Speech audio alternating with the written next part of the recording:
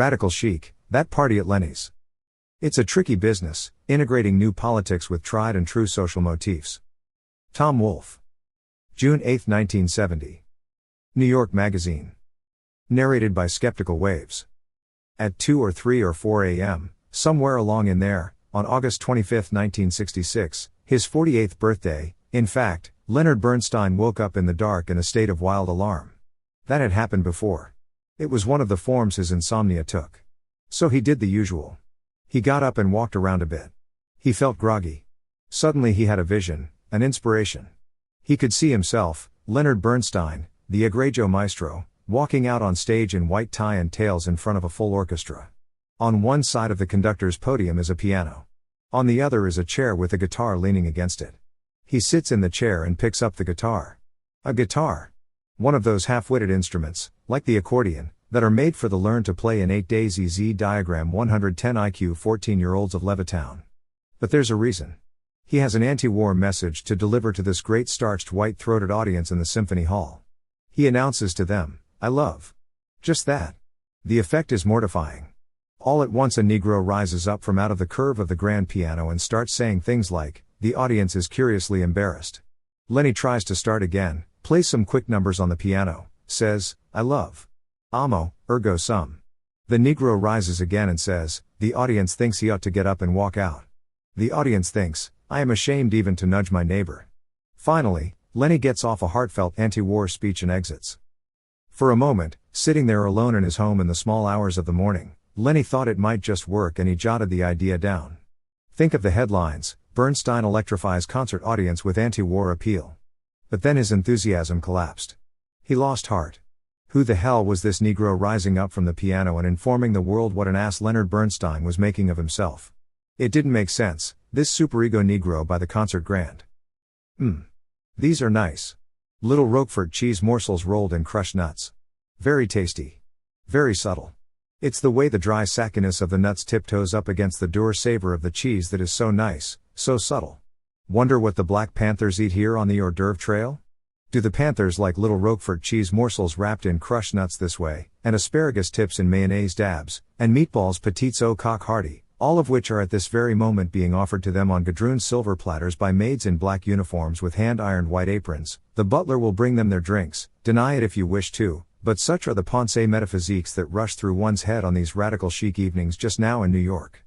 For example, does that huge Black Panther there in the hallway, the one shaking hands with Felicia Bernstein herself, the one with the black leather coat and the dark glasses and the absolutely unbelievable afro, fuzzy-wuzzy scale, in fact, is he, a Black Panther, going on to pick up a Roquefort cheese morsel rolled in crushed nuts from off the tray, from a maid in uniform, and just pop it down the gullet without so much as missing a beat of Felicia's perfect Mary Astor voice?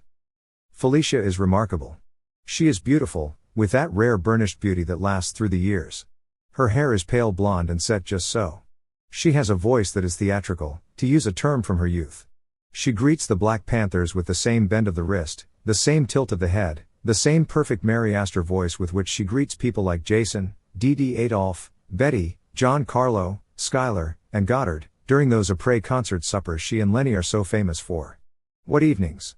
She lights the candles over the dining room table, and in the Gotham gloaming the little tremulous tips of flame are reflected in the mirrored surface of the table, a bottomless blackness with 1,000 stars, and it is that moment that Lenny loves. There seem to be 1,000 stars above and 1,000 stars below, a room full of stars, a penthouse duplex full of stars, a Manhattan tower full of stars, with marvelous people drifting through the heavens: Jason Robards, John and Dee Dee Ryan, John Carlo Menotti, Schuyler Chapin, Goddard Lieberson, Mike Nichols, Lillian Hellman, Larry Rivers, Aaron Copland, Richard Avedon, Milton, and Amy Green, Lucas Foss, Jenny Turrell, Samuel Barber, Jerome Robbins, Steve Sondheim, Adolph, and Phyllis Green, Betty Comden, and the Patrick O'Neills. And now, in the season of radical chic, the Black Panthers.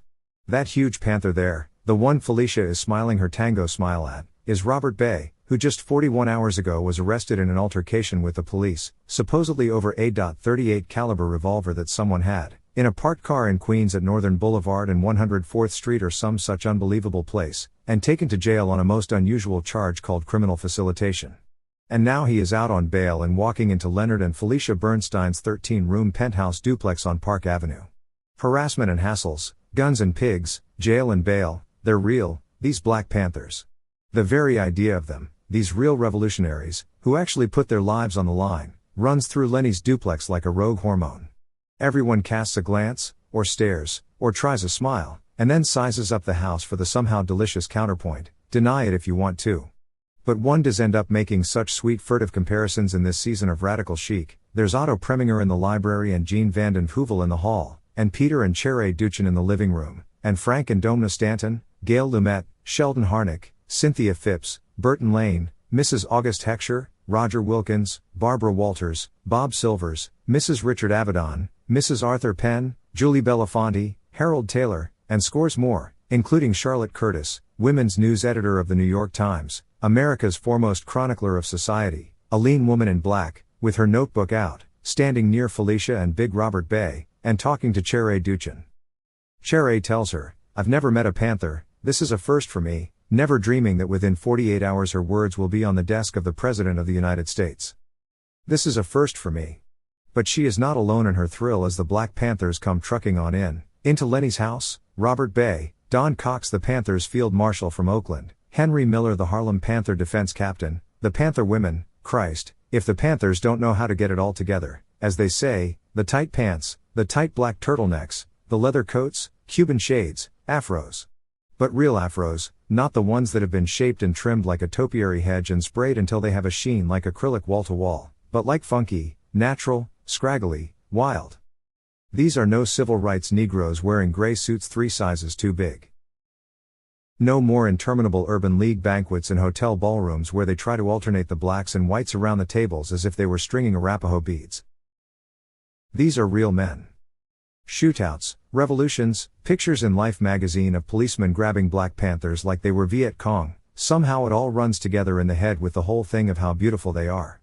Sharp as a blade. The Panther women, there are 3 or 4 of them on hand, wives of the Panther 21 defendants, and they are so lean, so lithe, as they say, with tight pants and Yoruba-style headdresses, almost like turbans, as if they'd stepped out of the pages of Vogue, although no doubt Vogue got it from them. All at once every woman in the room knows exactly what Amanda Burton meant when she said she was now anti-fashion because the sophistication of the baby blacks made me rethink my attitudes. God knows the Panther women don't spend 30 minutes in front of the mirror in the morning shoring up their eye holes with contact lenses, eyeliner, eyeshadow, eyebrow pencil, occipital rim brush, false eyelashes, mascara, shadow band for under eye and Eterna creme for the corners, and here they are, right in front of you, trucking on into the Bernstein's Chinese yellow duplex, amid the sconces, silver bowls full of white and lavender anemones, and uniformed servants serving drinks and Roquefort cheese morsels rolled in crushed nuts. But it's all right.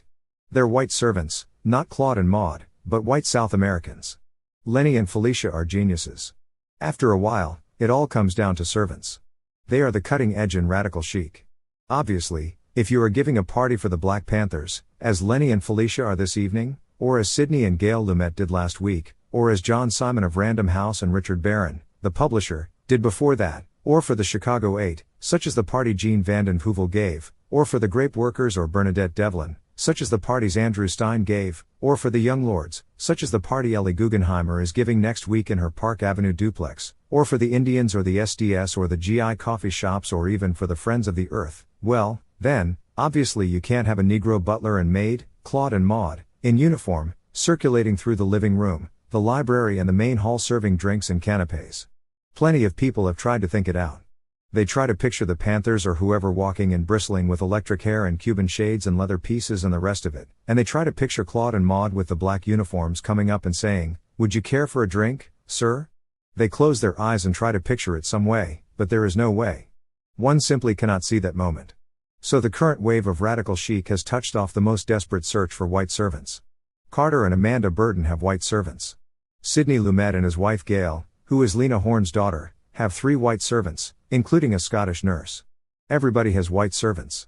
And Lenny and Felicia, they had it worked out before Radical Chic even started. Felicia grew up in Chile. Her father, Roy Elwood Cohn, an engineer from San Francisco, worked for the American Smelting and Refining Company in Santiago. As Felicia Montieliger, her mother's maiden name, she became an actress in New York and won the Motion Picture Daily Critics Award as the Best New Television Actress of 1949. Anyway, They have a house staff of 3 white South American servants, including a Chilean cook, plus Lenny's English chauffeur and dresser, who is also white, of course. Can one comprehend how perfect that is, given the times? Well, many of their friends can, and they ring up the Bernsteins and ask them to get South American servants for them, and the Bernsteins are so generous about it, so obliging, that people refer to them, good-naturedly and gratefully, as the Spick and Span Employment Agency, with an easygoing ethnic humor, of course. The only other thing to do is what Ellie Guggenheimer is doing next week with her party for the young lords in her duplex on Park Avenue at 89th Street, just 10 blocks up from Lenny and Felicia. She is giving her party on a Sunday, which is the day off for the maid and the cleaning woman. 2 friends of mine, she confides on the telephone, 2 friends of mine who happen to be, not white. That's what I hate about the times we live in, the terms, well, they've agreed to be butler and maid, and I'm going to be a maid myself. Just at this point some well-meaning soul is going to say, why not do without servants altogether if the matter creates such unbearable tension and one truly believes in equality? Well, even to raise the question is to reveal the most fundamental ignorance of life in the great co-ops and townhouses of the East Side in the age of radical chic. Why, my God? Servants are not a mere convenience, they're an absolute psychological necessity. Once one is into that life, truly into it, with the morning workout on the velvet swings at Kaunovsky's and the late mornings on the telephone, and lunch at the Running Footman, which is now regarded as really better than La Grenouille, Lutece, Lafayette, La Caravelle and the rest of the General Frog Pond, less ostentatious, more of the David Hicks feeling, less of the Parrish Hadley look, and then, well, then, the idea of not having servants is unthinkable. But even that does not say it all. It makes it sound like a matter of convenience, when actually it is a sheer and fundamental matter of having servants. Does one comprehend? God, what a flood of taboo thoughts runs through one's head at these radical chic events, but it's delicious.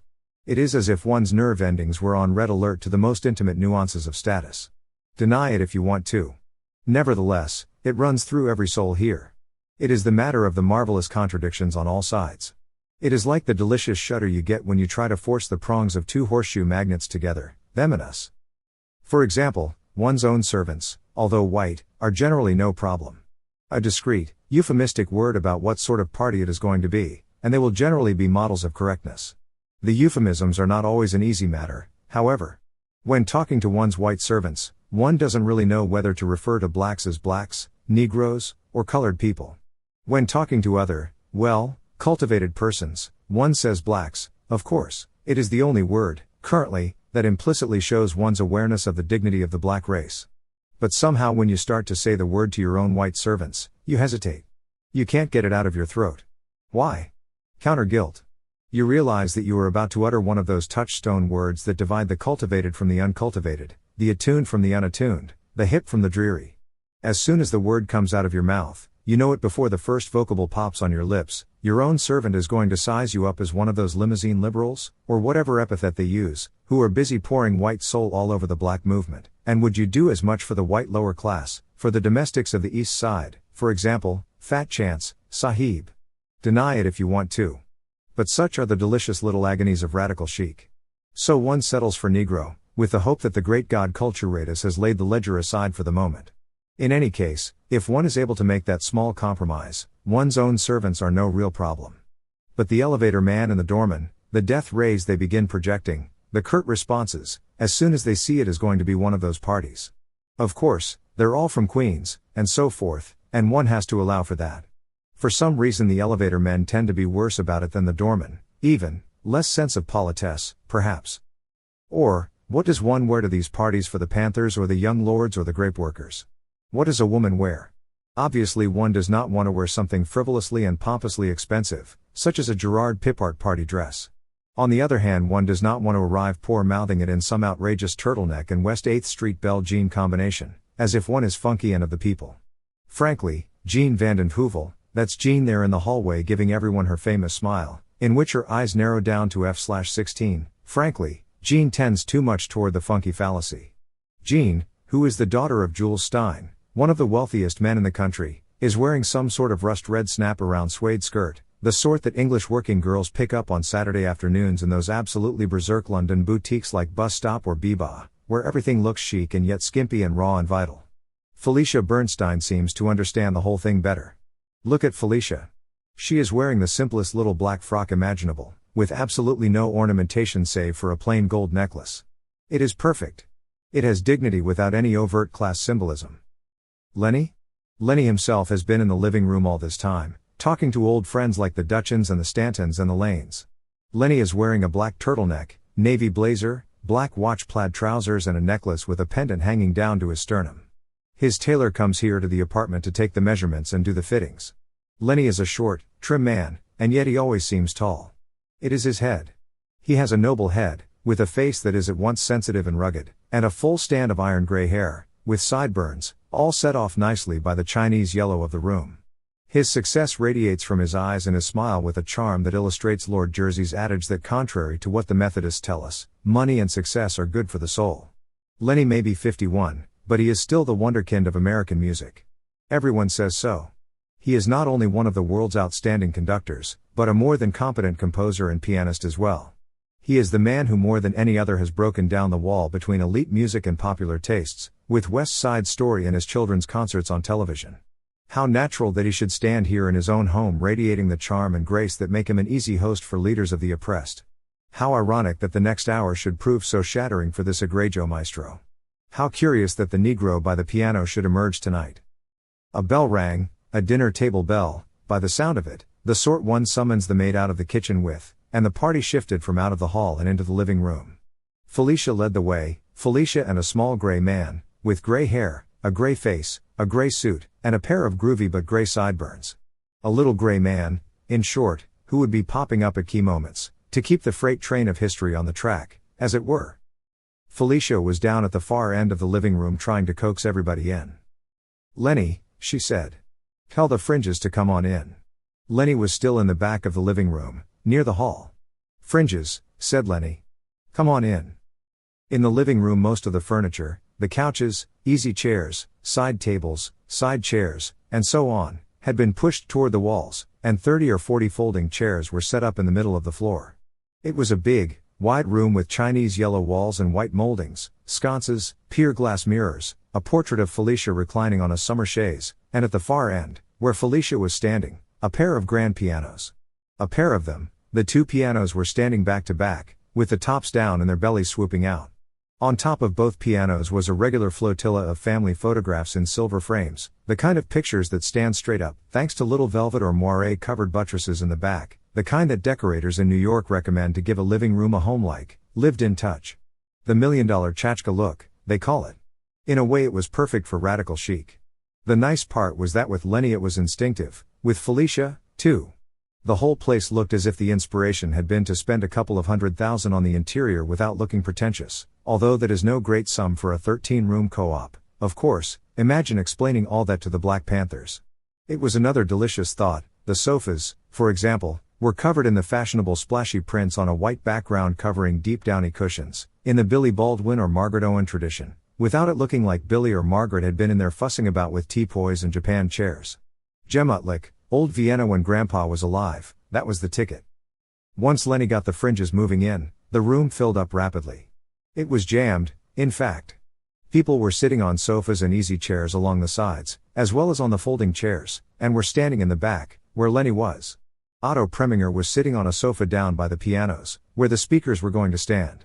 The Panther wives were sitting in the first two rows with their Yoruba headdresses on, along with Henry Mitchell and Julie Belafonte, Harry Belafonte's wife. Julie is white, but they all greeted her warmly as sister. Behind her was sitting Barbara Walters, hostess of the Today Show on television, wearing a checked pantsuit with a great fluffy fur collar on the coat. Harold Taylor, the former boy president of Sarah Lawrence, now 55 and silver-haired, but still youthful looking, came walking down toward the front and gave a hug and a big social kiss to Gail Lumet.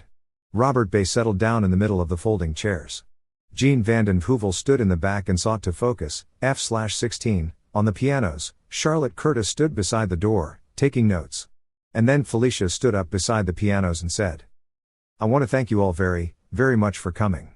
I'm very, very glad to see so many of you here. Everything was fine." Her voice was rich as a woodwind.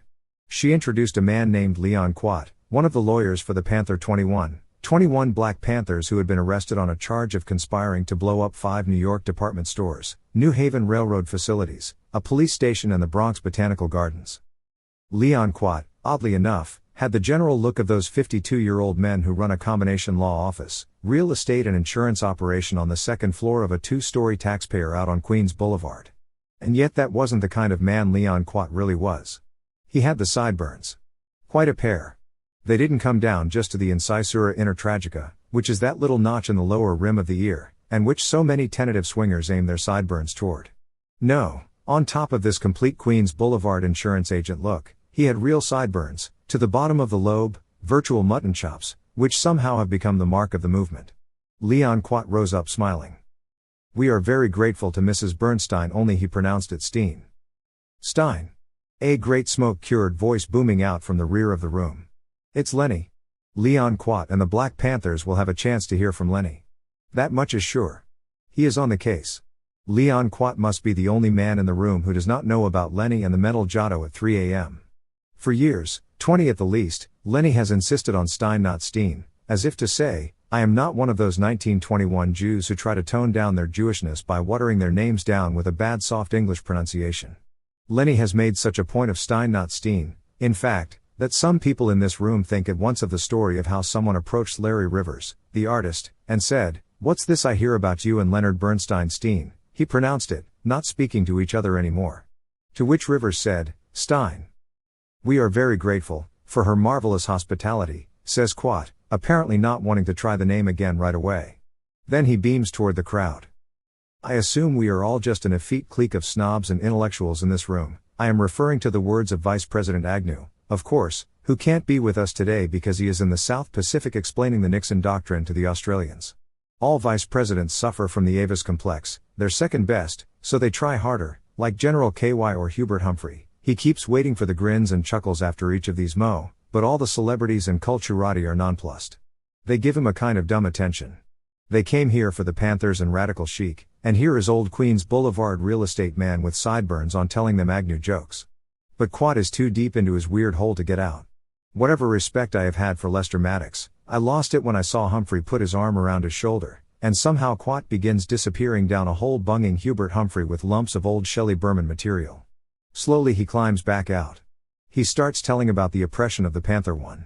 They have been in jail since February 2, 1969, awaiting trial on ludicrous charges such as conspiring to blow up the Bronx Botanical Gardens. Their bail has been a preposterous $100,000 per person, which has in effect denied them the right to bail. They have been kept split up and moved from jail to jail. For all intents and purposes they have been denied the right to confer with their lawyers to prepare a defense. They have been subjected to inhuman treatment in jail, such as the case of Lee Berry, an epileptic, who was snatched out of a hospital bed and thrown in jail and kept in solitary confinement with a light bulb burning over his head night and day. The Panthers who have not been thrown in jail or killed, like Fred Hampton, are being stalked and harassed everywhere they go. One of the few higher officials who is still, in the clear Quat smiles, is here today. Don Cox, Field Marshal of the Black Panther Party. "Right on," a voice says to Leon Quat, rather softly. And a tall black man rises from behind one of Lenny's grand pianos, the Negro by the piano. The Field Marshal of the Black Panther Party has been sitting in a chair between the piano and the wall. He rises up, he has the hard rock look, all right, he is a big tall man with brown skin and an afro and a goatee and a black turtleneck much like Lenny's, and he stands up beside the piano, next to Lenny's $1 million tchotchke flotilla of family photographs. In fact, there is a certain perfection as the first Black Panther rises within a Park Avenue living room to lay the Panthers' 10-point program on New York society in the age of radical chic. Cox is silhouetted, well, about 19 feet behind him is a white silk shade with an empire scallop over one of the windows overlooking Park Avenue. Or maybe it isn't silk, but a Jack Lenore Larson mercerized cotton, something like that, lustrous but more subtle than silk. The whole image, the white shade and the Negro by the piano silhouetted against it, is framed by a pair of bottle green velvet curtains, pulled back.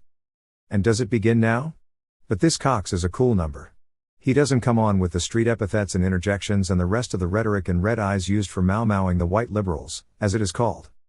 The Black Panther Party, he starts off, stands for a 10-point program that was handed down in October, 1966, by our Minister of Defense, Huey P. Newton. And he starts going through the 10 points. We want an educational system that expresses the true nature of this decadent society. We want all black men exempt from military service. We want all black men who are in jail to be set free.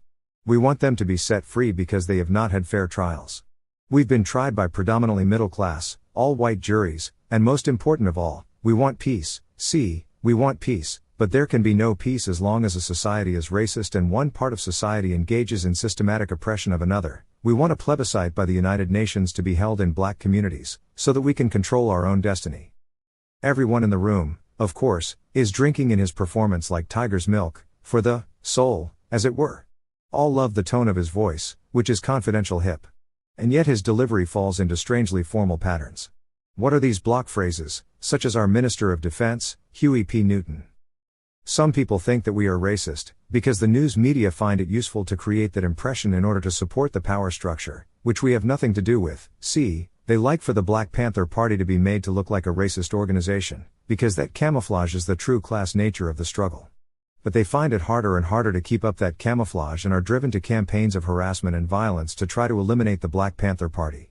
Here in New York, 21 members of the Black Panther Party were indicted last April on ridiculous charges of conspiring to blow up department stores and flower gardens. They've had 27 bail hearings since last April. See. But everyone in here loves the C's and the you-knows. They are so, somehow, black, so funky, so metrical, without ever bringing it fully into consciousness. Everyone responds, commune's over. The fact that he uses them not for emphasis, but for punctuation, metrically, much like the as favored by high church episcopal ministers, as in, and bless, these gifts, to thy use and us to, thy service. They've had 27 bail hearings since last April, see, and every time the judge has refused to lower the bail from $100,000, yet a group of whites accused of actually bombing buildings, they were able to get bail. So that clearly demonstrates the racist nature of the campaign against the Black Panther Party. We don't say bail anymore, we say ransom, for such repressive bail can only be called ransom. The situation here in New York is very explosive, as you can see, with people stacked up on top of each other. They can hardly deal with them when they're unorganized, so that when a group comes along like the Black Panthers, they want to eliminate that group by any means, see, and so that stand has been embraced by J. Edgar Hoover, who feels that we are the greatest threat to the power structure. They try to create the impression that we are engaged in criminal activities. What are these criminal activities? We have instituted a breakfast program, to address ourselves to the needs of the community. We feed hungry children every morning before they go to school. So far this program is on a small scale. We're only feeding 50,000 children nationwide, but the only money we have for this program is donations from the merchants in the neighborhoods. We have a program to establish clinics in the black communities, and in other ways also we are addressing ourselves to the needs of the community, see, so the people know the power structure is lying when they say we are engaged in criminal activities. So the pigs are driven to desperate acts, like the murder of our deputy chairman, Fred Hampton, in his bed, see, in his sleep, but when they got desperate and took off their camouflage and murdered Fred Hampton, in his bed, in his sleep, see, that kind of shook people up, because they saw the tactics of the power structure for what they were. We relate to a phrase coined by Malcolm X, by any means necessary, you see, by any means necessary, and by that we mean that we recognize that if you're attacked, you have the right to defend yourself. The pigs, they say the Black Panthers are armed, the Black Panthers have weapons, see, and therefore they have the right to break in and murder us in our beds. I don't think there's anybody in here who wouldn't defend themselves if somebody came in and attacked them or their families, see, I don't think there's anybody in here who wouldn't defend themselves. And every woman in the room thinks of her husband, with his cocoa butter jowls and Dior men's boutique pajamas, ducking into the bathroom and locking the door and turning the shower on, so he can say later that he didn't hear a thing. We call them pigs, and rightly so, says Don Cox, because they have the way of making the victim look like the criminal, and the criminal look like the victim. So every Panther must be ready to defend himself. That was handed down by our Minister of Defense, Huey P. Newton. Everybody who does not have the means to defend himself in his home, or if he does have the means and he does not defend himself, we expel that man, see, as our Minister of Defense, Huey P. Newton, says, any unarmed people are slaves, or are slaves in the real meaning of the word. We recognize that this country is the most oppressive country in the world, maybe in the history of the world. The pigs have the weapons and they are ready to use them on the people, and we recognize this as being very bad. They are ready to commit genocide against those who stand up against them, and we recognize this as being very bad. All we want is the good life, the same as you. To live in peace and lead the good life, that's all we want, see, but right now there's no way we can do that. I want to read something to you. When in the course of human events, it becomes necessary for one people to dissolve the political bands which have connected them with another, and, he reads straight through it, every word, and, accordingly, All experience hath shown, that mankind are more disposed to suffer, while evils are sufferable, than to right themselves by abolishing the forms to which they are accustomed. But when a long train of abuses and usurpations, pursuing invariably the same object, evinces a design to reduce them under absolute despotism, it is their right, it is their duty, to throw off such government, and to provide new guards for their future security. You know what that's from? And he looks out at everyone and hesitates before laying this gasper on them. That's from the Declaration of Independence, the American Declaration of Independence. And we will defend ourselves and do like it says, you know? And that's about it. The "that's about it" part seems so casual, so funky, so right, after the rhetoric of what he has been saying. And then he sits down and sinks out of sight behind one of the grand pianos. The thing is beginning to move. And, hell, yes, the Reichstag fire. Another man gets up, a white named Gerald Lefcourt, who is chief counsel for the Panther 21, a young man with thick black hair and the mutton chops of the movement and that great motor inside of him that young courtroom lawyers ought to have. He lays the Reichstag fire on them.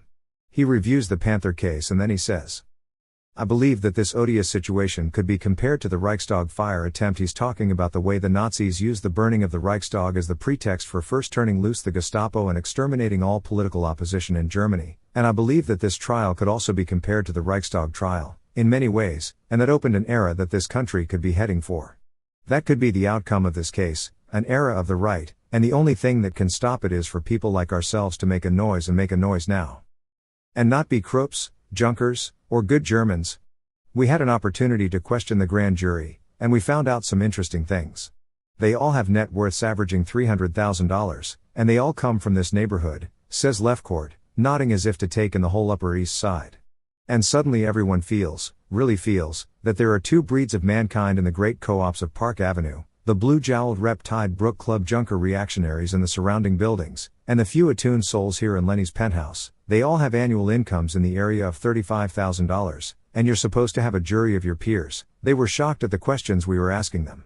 They shouldn't have to answer such questions, that was the idea. They all belong to the Grand Jury Association. They're somewhat like a club. They have lunched together once in a while. A lot of them went to school together. They have no more understanding of the Black Panthers than President Nixon. The Junkers.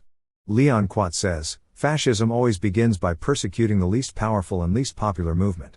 It will be the Panthers today, the students tomorrow, and then, the Jews and other troublesome minorities. What price civil liberties? Now let's start this off with the gifts in 4 figures. Who is ready to make a contribution of $1,000 or more? All at once, nothing. But the little gray man sitting next to Felicia, the gray man with the sideburns, pops up and hands a piece of paper to Quad and says, Mr. Clarence Jones asked me to say, he couldn't be here, but he's contributing $7,500 to the defense fund. Oh. That's marvelous. Says Felicia. Then the voice of Lenny from the back of the room, as a guest of my wife he smiles, I'll give my fee for the next performance of Cavalleria Rusticana. Comradely laughter. Applause. I hope that will be 4 figures. Things are moving again. Otto Preminger speaks up from the sofa down front. I give $1,000. Right on. Quat says, I can't assure you that it's tax deductible. He smiles. I wish I could, but I can't. Well, the man looks brighter and brighter every minute. He knows a radical chic audience when he sees one. Those words are magic in the age of radical chic, it's not tax deductible. The contributions start coming faster, only $250 or $300 at a clip, but faster. Sheldon Harnick, Bernie and Hilda Fishman, Judith Bernstein, Mr. and Mrs. Burton Lane. I know some of you are caught with your Dow Jones averages down, says Quat, but come on. Quat says, we have a $300 contribution from Harry Belafonte. No, says Julie Belafonte. I'm sorry, says Quat, it's Julie's private money. I apologize. After all, there's a women's liberation movement sweeping the country, and I want this marked down as a gift from Mrs. Belafonte. Then he says, I know you want to get to the question period, but I know there's more gold in this mine. I think we've reached the point where we can pass out the blank checks. More contributions, $100 from Mrs. August Heckscher. We'll take anything. Says Quat. We'll take it all. He's high on the momentum of his fundraiser voice, you'll leave here with nothing. But finally he wraps it up. A beautiful ash blonde girl with the most perfect Miss Porter's face speaks up. She's wearing a leather and tweed dress. She looks like a junior leaguer graduating to the Ungaro boutique. I'd like to ask Mr. Cox a question, she says. Cox is standing up again, by the grand piano. Besides the breakfast program, she says, do you have any other community programs, and what are they like?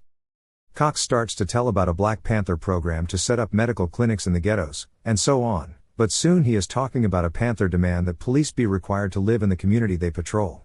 If you police the community, you must live there, see, because if he lives in the community, he's going to think twice before he brutalizes us, because we can deal with him when he comes home at night, see. We are also working to start liberation schools for black children, and these liberation schools will actually teach them about their environment, because the way they are now taught, they are taught not to see their real environment, see, they get Donald Duck and Mother Goose and all that lame happy jive, you know. We'd like to take kids on tours of the white suburbs, like Scarsdale, and like that, and let them see how their oppressors live, you know, but so far we don't have the money to carry out these programs to meet the real needs of the community.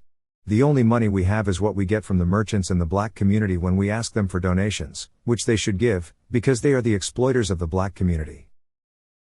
And Shiat. What the hell is Cox getting into that for?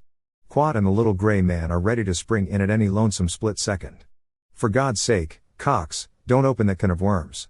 Even in this bunch of upholstered skulls there are people who can figure out just who those merchants are, what group, and just how they are asked for donations, and we've been free of that little issue all evening. Man, don't bring out that ballbreaker.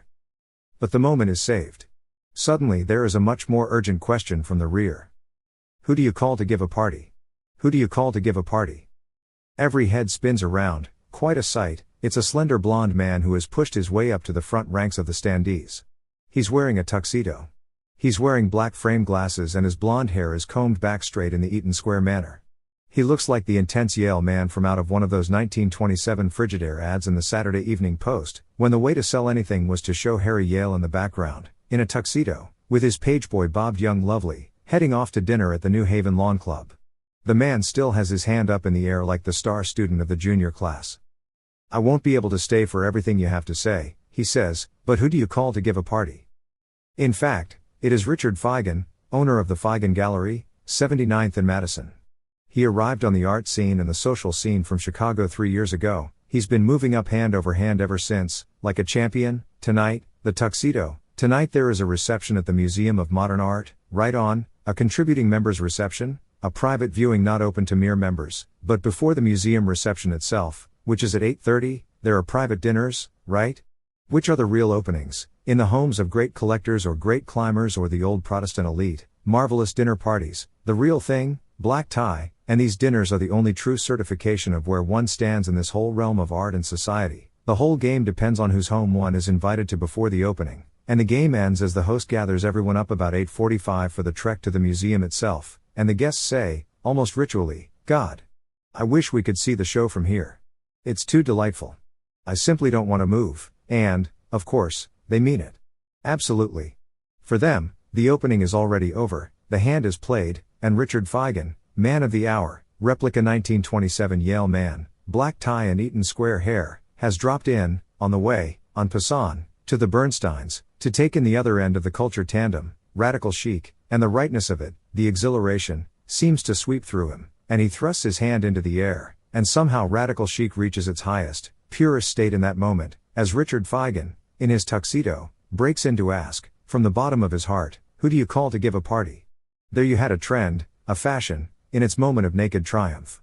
How extraordinary that just 30 minutes later radical chic would be. But at that moment radical chic was the new wave supreme in New York society. It had been building for more than 6 months. It had already reached the fashion pages of Vogue and was moving into the food column. Vogue was already preparing a column entitled Soul Food. The cult of soul food, it began, is a form of black self-awareness and, to a lesser degree, of white sympathy for the black drive to self-reliance. It is as if those who ate the beans and greens of necessity in the cabin doorways were brought into communion with those who, not having to, eat those foods voluntarily as a sacrament. The present struggle is emphasized in the act of breaking traditional bread. Sweet potato pone. 3 cups finely grated raw sweet potatoes. 1/2 cup sweet milk. 2 tablespoons melted butter. 1/2 teaspoon each, cinnamon, ginger, powdered cloves, and nutmeg. 2 eggs. Salt. 1/2 cup brown sugar. 1/2 cup molasses or honey. Mix together potatoes, milk, melted butter, cinnamon, ginger, powdered cloves, and nutmeg. Add a pinch of salt and the molasses or honey. Molasses gives the authentic pone, honey a dandified version. A little sacramental pone, as the young'uns skitter back in through the loblolly pine cabin doorway to help mama put the cinnamon, ginger, powdered cloves and nutmeg back on the Leslie Foods Spice Island spice rack, and thereby finish up the communion with those who, not having to, eat those foods voluntarily as a sacrament. Very nice. In fact, this sort of nostalgie de la boue, or romanticizing of primitive souls, was one of the things that brought radical chic to the fore in New York society. Nostalgie de la boue is a 19th century French term that means, literally, nostalgia for the mud. Within New York society, nostalgie de la boue was a great motif throughout the 1960s, from the moment two socialites, Susan Stein and Christina Paolozzi, discovered the Peppermint Lounge and the Twist, and two of the era's first pet primitives, Joey D and Killer Joe Pirro. Nostalgie de la boue tends to be a favorite motif whenever a great many new faces and a lot of new money enter society. New arrivals have always had two ways of certifying their superiority over the hated middle class. They can take on the trappings of aristocracy, such as grand architecture, servants, parterre boxes and high protocol, and they can indulge in the gauche thrill of taking on certain styles of the lower orders. The two are by no means mutually exclusive, in fact, they are always used in combination. In England during the Regency period, a period much like our own, even to the point of the nation's disastrous involvement in colonial wars during a period of mounting affluence, nostalgie de la boue was very much the rage. London socialites during the Regency adopted the flamboyant capes and wild driving styles of the coach drivers, the bruiser fashions and hairstyles of the bare-knuckle prize fighters, the see-through, jutting nipple fashions of the tavern girls, as well as a reckless new dance, the waltz. Such affectations were meant to convey the arrogant self-confidence of the aristocrat as opposed to the middle-class striver's obsession with propriety and keeping up appearances.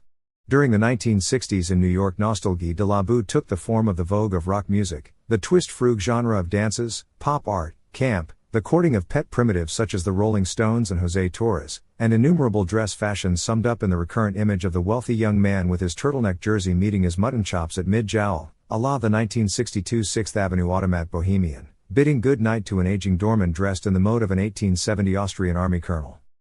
At the same time, society in New York was going through another of those new money upheavals that have made the social history of New York read like the political history of the Caribbean, which is to say, a revolution every 20 years, if not sooner. Aristocracies, in the European sense, are always based upon large hereditary landholdings. Early in the history of the United States, Jefferson's crusade against primogeniture eliminated the possibility of a caste of hereditary land barons. The great landholders, such as the Carrolls, Livingstons, and Schuylers, were soon upstaged by the federal bankers, such as the Biddles and Lennoxes. There followed wave after wave of new plutocrats with new sources of wealth, the international bankers, the real estate speculators, the Civil War profiteers, railroad magnates, Wall Street operators, oil and steel trust manipulators, and so on. By the end of the Civil War, social life in New York was already the Great Barbecue, to borrow a term from Vernon L. Parrington, the literary historian. During the season of 1865-66 there were 600 society balls given in New York, and a great wall of brownstone missions went up along Fifth Avenue. In the early 1880s New York social parvenus, the people who were the Skulls, Paleys, Englehards, Halsers, of their day, were the Vanderbilts, Rockefellers, Huntingtons, and Goulds. They built the Metropolitan Opera House for the simple reason that New York's prevailing temple of culture, the Academy of Music, built just 29 years before at 14th Street and Irving Place, had only 18 fashionable proscenium boxes, and they were monopolized by families like the Larillards, Traverses, Belmonts, Stebbenses, Gandys, and Barlows. The status of the Goulds and Vanderbilts was revealed in the sort of press coverage the Met's opening, October 22, 1883, received. The Goulds and the Vanderbilts and people of that ilk perfumed the air with the odor of crisp greenbacks. The Academy of Music is now a movie house showing double features, although it did enjoy one moment of eminence in 1964, when the Rolling Stones played there, live, with Murray the K as MC. By the 1960s yet another new industry had begun to dominate New York life, namely, communications, the media. At the same time the erstwhile minorities of the first quarter of the century had begun to come into their own. Jews, especially, but also many Catholics, were eminent in the media and in culture. So, by 1965, as in 1935, as in 1926, as in 1883, as in 1866, as in 1820, New York had two societies, Old New York and New Society. In every era, Old New York has taken a horrified look at new society and expressed the devout conviction that a genuine aristocracy, good blood, good bone, themselves, was being defiled by a horde of rank climbers. This has been an all-time favorite number. In the 1960s, this quaint belief was magnified by the fact that many members of new society, for the first time, were not Protestant. The names and addresses of Old New York were to be found in the social register, which even 10 years ago was still confidently spoken of as the stud book and the good book. It was, and still is, almost exclusively a roster of Protestant families. Today, however, the social register's annual shuffle, in which errant socialites, for example, John Jacob Astor, are dropped from the good book, hardly even rates a yawn. The fact is that Old New York, except for those members who also figure in New Society, for example, Nelson Rockefeller, John Hay Whitney, Mrs. Wyatt Cooper, is no longer good copy, and without publicity it has never been easy to rank as a fashionable person in New York City. The press in New York has tended to favor New Society in every period, and to take it seriously, if only because it provides news. For example, the $400,000 Bradley Martin Ball of 1897. The John Bradley Martins were latecomers from Troy, New York, who had inserted an invisible hyphen between the Bradley and the Martin and preferred to be known as the Bradley Martins, after the manner of the Gordon Walkers in England. For the record, the Bradley Martins staged their own ball in 1897 as an impetus to trade to alleviate the suffering of the poor. Inflamed by the grandeur of it all, the newspapers described the affair down to the last piece of Mechlin lace and the last drop of seed pearl. It was the greatest single one-shot social climb in New York history prior to Truman Capote's masked ball in 1966. By the 1960s, New York newspapers had an additional reason to favor New Society. The Seventh Avenue garment trade, the newspaper's greatest source of advertising revenue, had begun recruiting New Society in droves to promote new fashions. It got to the point where for a matron to be photographed in the front row at the spring or fall showings of European copies at Orbach's, by no means the most high-tone clothing store in the world, became a certification of socialite status second to none. But this was nothing new, either. 40 years ago, firms flogging things like Hardman pianos, Pond's cold cream, Simmons metal beds and Camel cigarettes found that matrons in the clans Harriman, Longworth, Belmont, Fish, Lowell, Isellen and Carnegie were only too glad to switch to their products and be photographed with them in their homes, mainly for the sheer social glory of the publicity. Another source of publicity was aid to the poor. New York's new socialites, in whatever era, have always paid their dues to the poor, via charity, as a way of claiming the nobility inherent in noblesse oblige and of legitimizing their wealth. The Bradley Martin Ball was a case in point. New money usually works harder in this direction than old.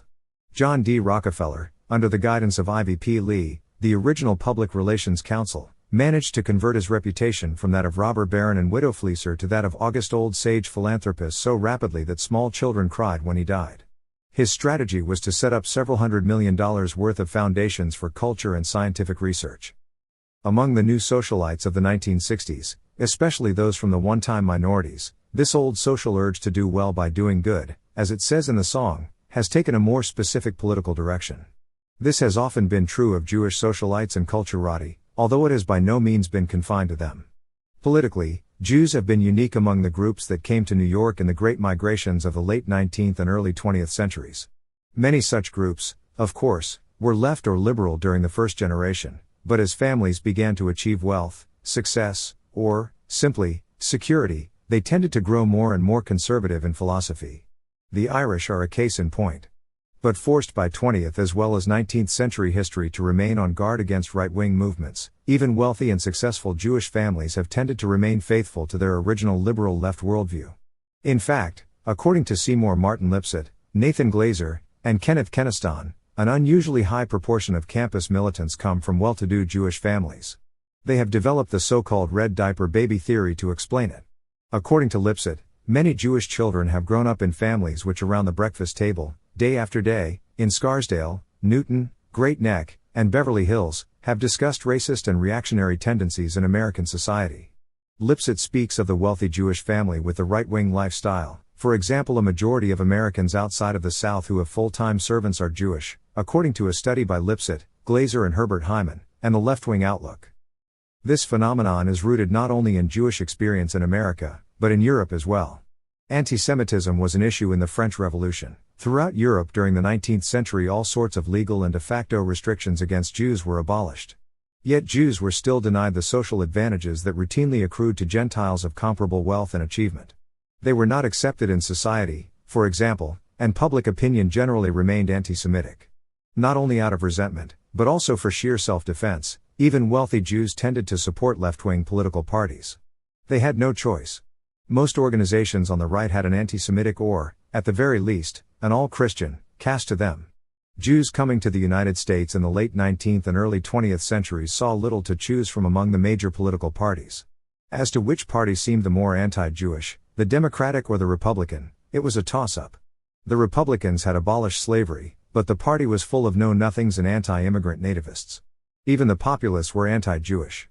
For example, Tom Watson, the famous populist senator, denounced the oil cartels, fought against American involvement in World War I as a cynical capitalist adventure, defended Eugene Debs, demanded U.S. recognition of the Soviet Union shortly after the revolution, and was openly anti-Semitic and anti-Catholic, and was laid out in the shadow of an 8-foot-high cross of roses from the Ku Klux Klan at his funeral in 1922. As a result, many Jews, especially in cities like New York and Chicago, backed the socialist parties that thrived briefly during the 1920s. In many cases, Jews were the main support. At the same time, Jews continued to look for some wing of the major parties that they could live with, and finally found it in the New Deal. For years, many Jewish members of New Society have supported black organizations such as the NAACP, the Urban League and CORE. And no doubt they have been sincere about it, because these organizations have never had much social cachet, i.e., they have had middle class written all over them. All one had to do was look at the Negro leaders involved. There they were, up on the dais at the big hotel banquet, wearing their white shirts, their Hart Schaffner and Marx suits 3 sizes too big, and their academic solemnity. By last year, however, the picture had changed. In 1965, 2 new political movements, the anti-war movement and Black Power, began to gain great backing among culturati in New York. By 1968, the 2 movements began to achieve social as well as cultural prestige with the presidential campaigns of Eugene McCarthy and Robert Kennedy, especially Kennedy's. Kennedy was not merely an anti-war candidate, he also made a point of backing Cesar Chavez's grape workers, La Causa. La Huelga in California. On the face of it, La Causa was a labor union movement. But La Causa quickly came to symbolize the political ambitions of all lower-class Mexican Americans, Chicanos, brown Americans and, by extension, that of all colored Americans, including blacks. The black movement itself, of course, had taken on a much more electric and romantic cast. What a relief it was, socially, in New York, when the leadership seemed to shift from middle class to funky. From A. Philip Randolph, Dr. Martin Luther King and James Farmer, to Stokely, Rapp, Leroy and Eldridge. This meant that the tricky business of the fashionable new politics could now be integrated with a tried and true social motif, nostalgie de la boue. The upshot was radical chic. From the beginning it was pointless to argue about the sincerity of radical chic. Unquestionably the basic impulse, red diaper or otherwise, was sincere. But, as in most human endeavors focused upon an ideal, there seemed to be some double-track thinking going on. On the first track, well, one does have a sincere concern for the poor and the underprivileged and an honest outrage against discrimination. One's heart does cry out, quite spontaneously. Upon hearing how the police have dealt with the Panthers, dragging an epileptic like Lee Berry out of his hospital bed and throwing him into the tombs. When one thinks of Mitchell and Agnew and Nixon and all of their Captain Beefheart Maggie and Jiggs New York Athletic Club troglodyte crypto Horst Vessel Irish oyster bar construction worker followers, then one understands why poor blacks like the Panthers might feel driven to drastic solutions, and, well, anyway, one truly feels for them. One really does. On the other hand, on the second track in one's mind, that is, one also has a sincere concern for maintaining a proper East Side lifestyle in New York society. And this concern is just as sincere as the first, and just as deep. It really is. It really does become part of one's psyche. For example, one must have a weekend place, in the country or by the shore, all year round preferably, but certainly from the middle of May to the middle of September. It is hard to get across to outsiders an understanding of how absolute such apparently trivial needs are. One feels them in his solar plexus. When one thinks of being trapped in New York Saturday after Saturday in July or August, doomed to be a part of those fantastically dowdy herds roaming past Bonwit's and Tiffany's at dead noon in the sandstone sun broil, 92 degrees, daddies from Long Island in balloon seat Bermuda shorts bought at the Times Square store in Oceanside and fat mommies with white-belled pants stretching over their lower bellies and crinkling up in the crotch like some kind of Dacron polyester labia, well, anyway, then one truly feels the need to obey at least the minimal rules of New York society. One really does.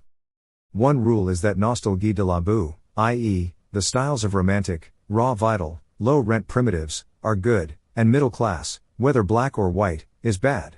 Therefore, radical chic invariably favors radicals who seem primitive, exotic and romantic, such as the grape workers, who are not merely radical and of the soil, but also Latin, the Panthers, with their leather pieces, afros, shades, and shootouts, and the Red Indians, who, of course, had always seemed primitive, exotic and romantic.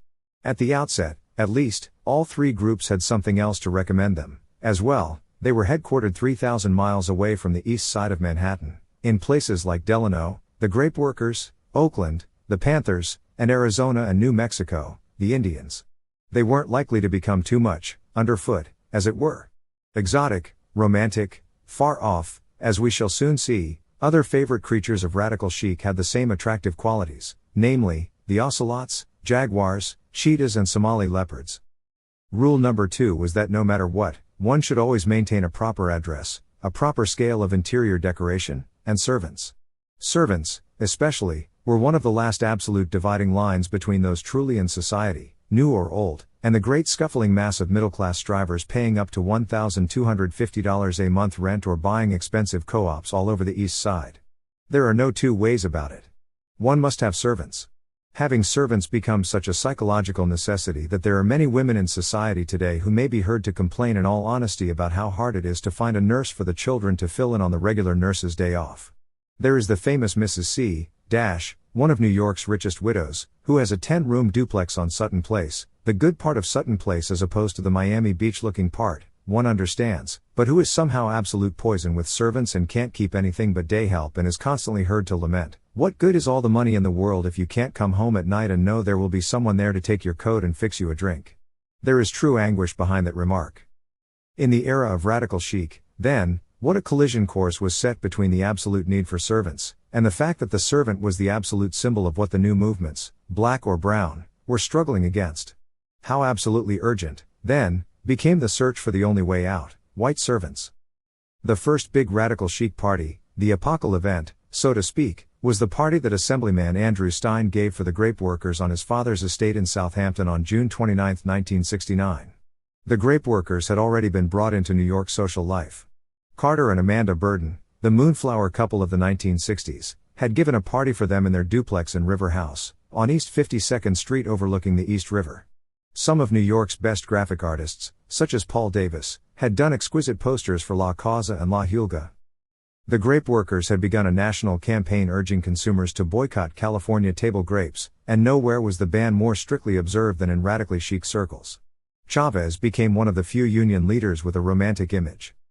Andrew Stein's party, then, was the epochal event, not so much because he was fashionable as because the grape workers were. The list of guests and sponsors for the event was first-rate.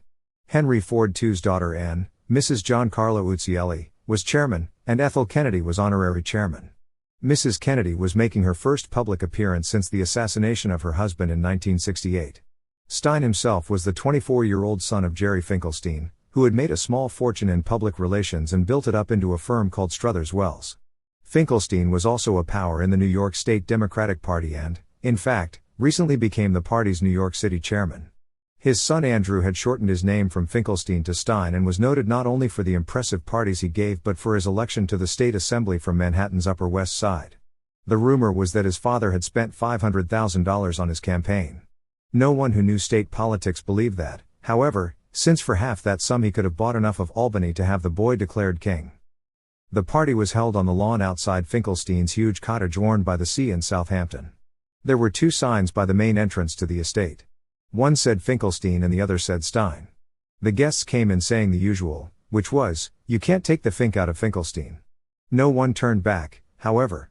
From the beginning the afternoon was full of the delicious status contradictions and incongruities that provide much of the electricity for radical chic. Chavez himself was not there, but a contingent of grape workers was on hand, including Chavez's first lieutenant, Andrew Immuton, and Immuton's wife and 3 sons. The grape workers were all in work clothes, Levi's, chinos, Sears balloon seat twills, Kmart sports shirts, and so forth. The socialites, meanwhile, arrived at the height of the 1969 summer season of bell-bottom silk pantsuits, Pucci clings, Dunhill blazers and Turnbull and Asser neckerchiefs. A mariachi band played for the guests as they arrived. Marvelous. Everyone's status radar was now so sensitive that the mariachi band seemed like a faux pas. After all, mariachi bands, with those Visit Mexico costumes on and those sad trumpets that keep struggling up to the top of the note but always fall off and then try to struggle back up again, are the prime white tourist Mexicans. At a party for La Causa, the grape workers, the fighting Chicanos, this was a little like bringing Ma Goldberg in to entertain the Stern gang. But somehow it was delicious to experience such weird status thrills. When the fundraising began, Andrew Amutin took a microphone up on the terrace above the lawn and asked everybody to shut their eyes and pretend they were a farm worker's wife in the dusty plains of Delano, California, eating bologna sandwiches for breakfast at 3 a.m. before heading out into the fields. So they all stood there in their Pucci dresses, Gucci shoes, Capucci scarves, either imagining they were grape workers' wives or wondering if the goddamned wind would ever stop. The wind had come up off the ocean and it was wrecking everybody's hair. People were standing there with their hands pressed against their heads as if the place had been struck by a brain-piercing ray from the purple dimension. Andrew Stein's hair was long, full, and at the outset had been especially well coiffed in the Rogers 58th Street French manner, and now it was a wreck.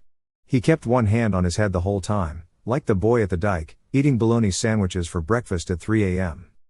Then Frank Mankiewicz, who had been Robert Kennedy's press secretary, got up and said, "Well, all I know, if we can only raise 20% of the money that has gone into all the puckies I see here today, we'll be doing all right."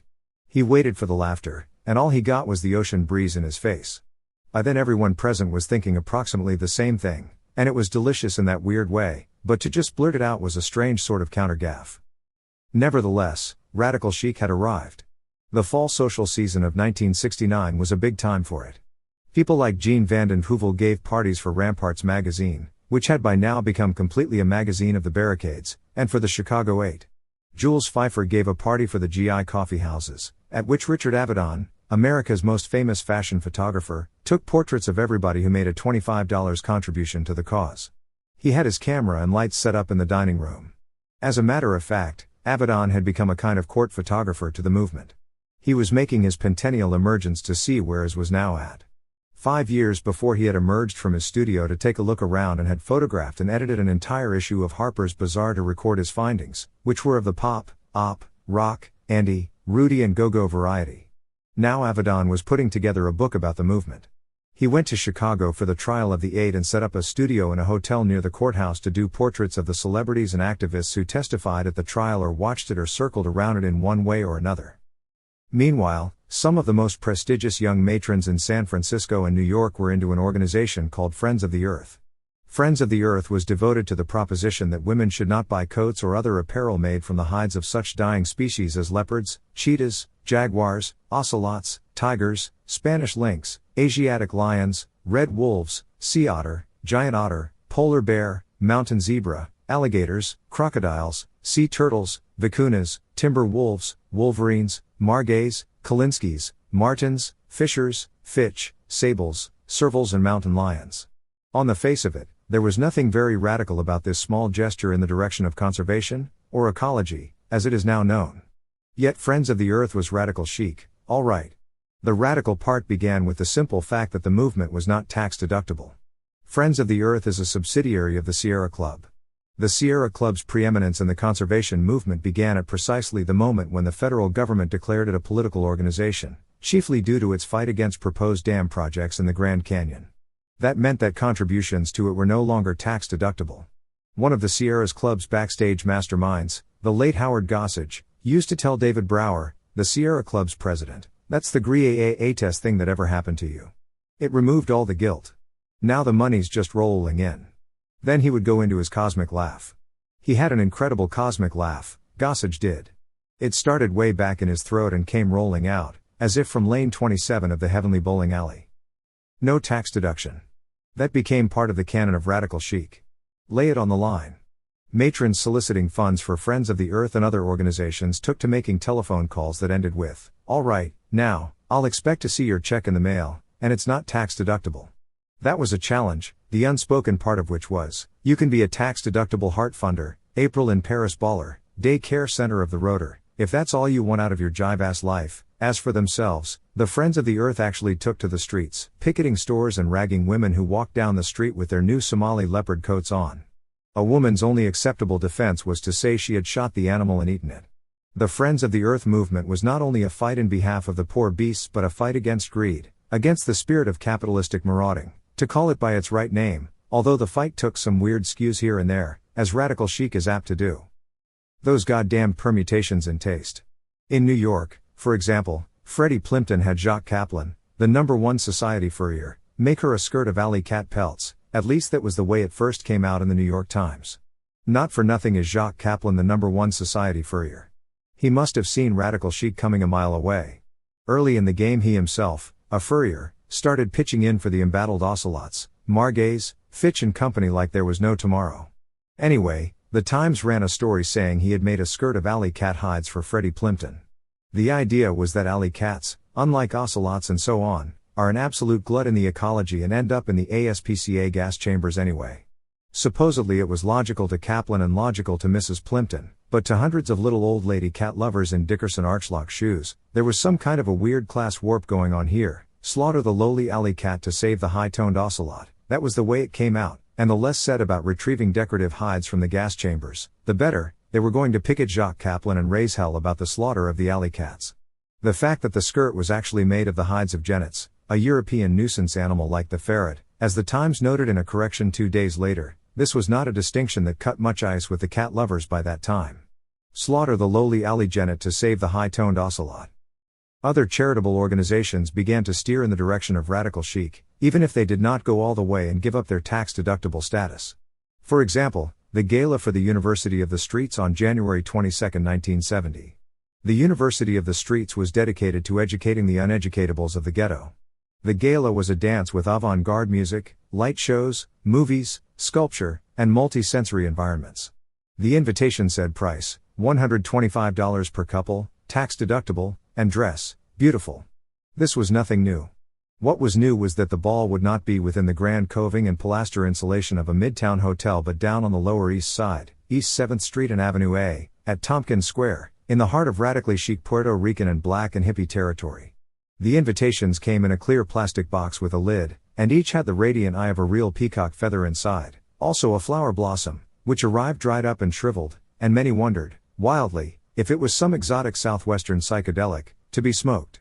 One matron on the invitation list gave the peacock feather to her daughter to take to her school, one of the city's most fashionable private grammar schools, for her class morning game of show and tell, in which some unusual object is presented, wondered over, and then explained. When she returned home, her mother asked her how the feather had gone down, whereupon the little girl burst into tears. 7 other children in her class had also brought the radiant eye of a peacock feather that morning for show and tell.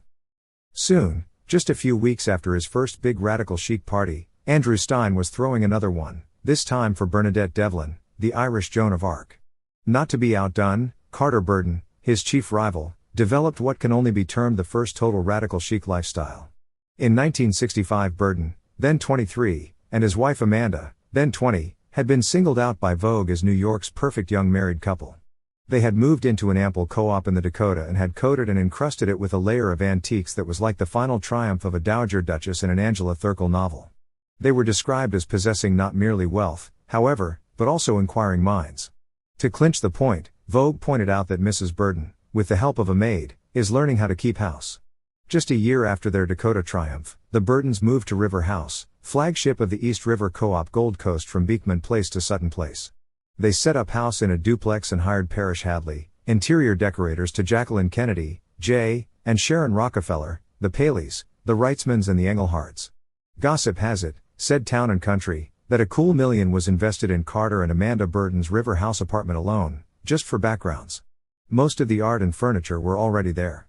But in a couple of years the Burtons went radical chic. True, they did not give up their River House showplace. In fact, they did not disturb or deplete its treasures in the slightest. But they did set up another apartment on 5th Avenue at 100th Street. This established residence for Burton in the 4th Councilmanic District and qualified him to run for the New York City Council, successfully, as it turned out.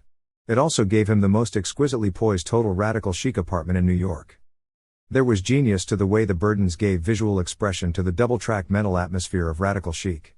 The building is perhaps the scruffiest co-op building on Upper 5th Avenue. The paint job in the lobby and hallways looks like a 1947 Destroyers. There is a doorman but no elevator man. One has to take himself up in an old West Side style surge automatic elevator. But, It is a co-op and it is on Upper 5th Avenue. The apartment itself has low ceilings, a small living room and only 5 rooms in all. But it does overlook Central Park. It is furnished almost entirely in the sort of whimsical horrors, Japan chairs, brass beds, and so on, that end up in the attic in the country, the sort of legacies from God knows where that one never gets around to throwing away, and yet they are amusing. The walls are covered in end-of-the-bolt paintings by fashionable artists of the decorative mode, such as Stella and Lichtenstein, the sort of mistakes every collector makes and wonders where he will ever hang, and yet they are Stellas and Lichtensteins. Somehow Burton even managed to transform himself from the Deke House chubbiness of his early Vogue period to the look known as starved to near perfection. It is within this artfully balanced style of life that the Burtons have been able to groove, as they say, with the young lords and other pet primitives from Harlem and Spanish Harlem, and at the same time fit into all the old mainline events such as the Metropolitan Museum of Art's 100th anniversary gala and be photographed doing the new boogaloo. So, radical chic was already in full swing by the time the Black Panther Party began a national fundraising campaign late in 1969. The Panthers organizers, like the grape workers, counted on the cause party to use a term for it that was current 35 years ago, not merely in order to raise money. The Panthers' status was quite confused in the minds of many liberals, and to have the Panthers fated in the homes of a series of social and cultural leaders could make an important difference. Ideally, it would work out well for the socialites and culturati, too, for if there was ever a group that embodied the romance and excitement of which radical chic is made, it was the Panthers. Even before the Bernstein's party for the Panthers, there had been at least 3 others, at the homes of John Simon of Random House, on Hudson Street, Richard Barron, the publisher, in Chappaqua, and Sidney and Gail Lumet, in their townhouse at Lexington Avenue and 91st Street. It was the Lumet's party that led directly to the Bernsteins. A veteran cause organizer named Hannah Weinstein had called up Gail Lumet. She said that Murray Kempton had asked her to try to organize a party for the Black Panthers to raise money for the defense of the Panther 21. The party was a curious one, even by the standards of radical chic. Many of the guests appeared not to be particularly social, more like Mr. and Mrs. Wealthy Dentist from New Rochelle.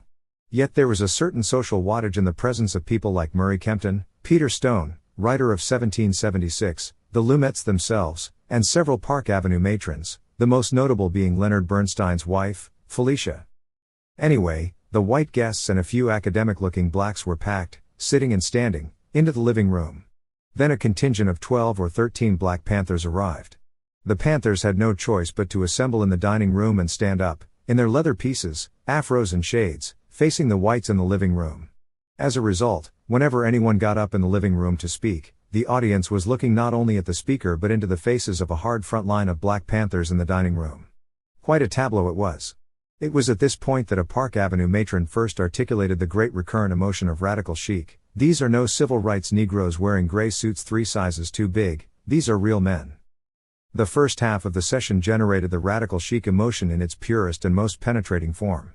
Not only was there the electrifying spectacle of the masked Panthers, but Mrs. Lee Berry rose and delivered a moving account of how her husband had been seized by police in his hospital room and removed summarily to jail.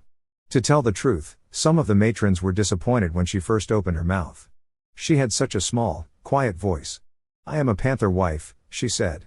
"I am a Panther wife?" But her story was moving. Felicia Bernstein had been present up to this point and, as a long-time supporter of civil liberties, had been quite upset by what she had heard. But she had had to leave before the session was over.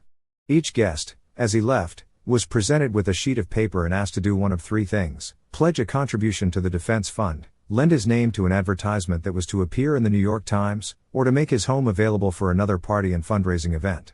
By the time she left, Felicia was quite ready to open her doors. The emotional momentum was building rapidly when Ray Masai Hewitt, the Panthers' Minister of Education and member of the Central Committee, rose to speak. Hewitt was an intense, powerful young man and in no mood to play the diplomacy game. "Some of you here," he said, "may have some feelings left for the establishment, but we don't. We want to see it die. We're Maoist revolutionaries, and we have no choice but to fight to the finish." For about 30 minutes Masai Hewitt laid it on the line. He referred now and again to that motherfucker Nixon and to how the struggle would not be easy, and that if buildings were burned and other violence ensued, that was only part of the struggle that the power structure had forced the oppressed minorities into. Hewitt's words tended to provoke an all-or-nothing reaction. A few who remembered the struggles of the Depression were profoundly moved, fired up with a kind of nostalgia to that old-time religion. But more than one Park Avenue matron was thrown into a radical chic confusion. The most memorable quote was, He's a magnificent man, but suppose some simple-minded schmucks take all that business about burning down buildings seriously? Murray Kempton cooled things down a bit.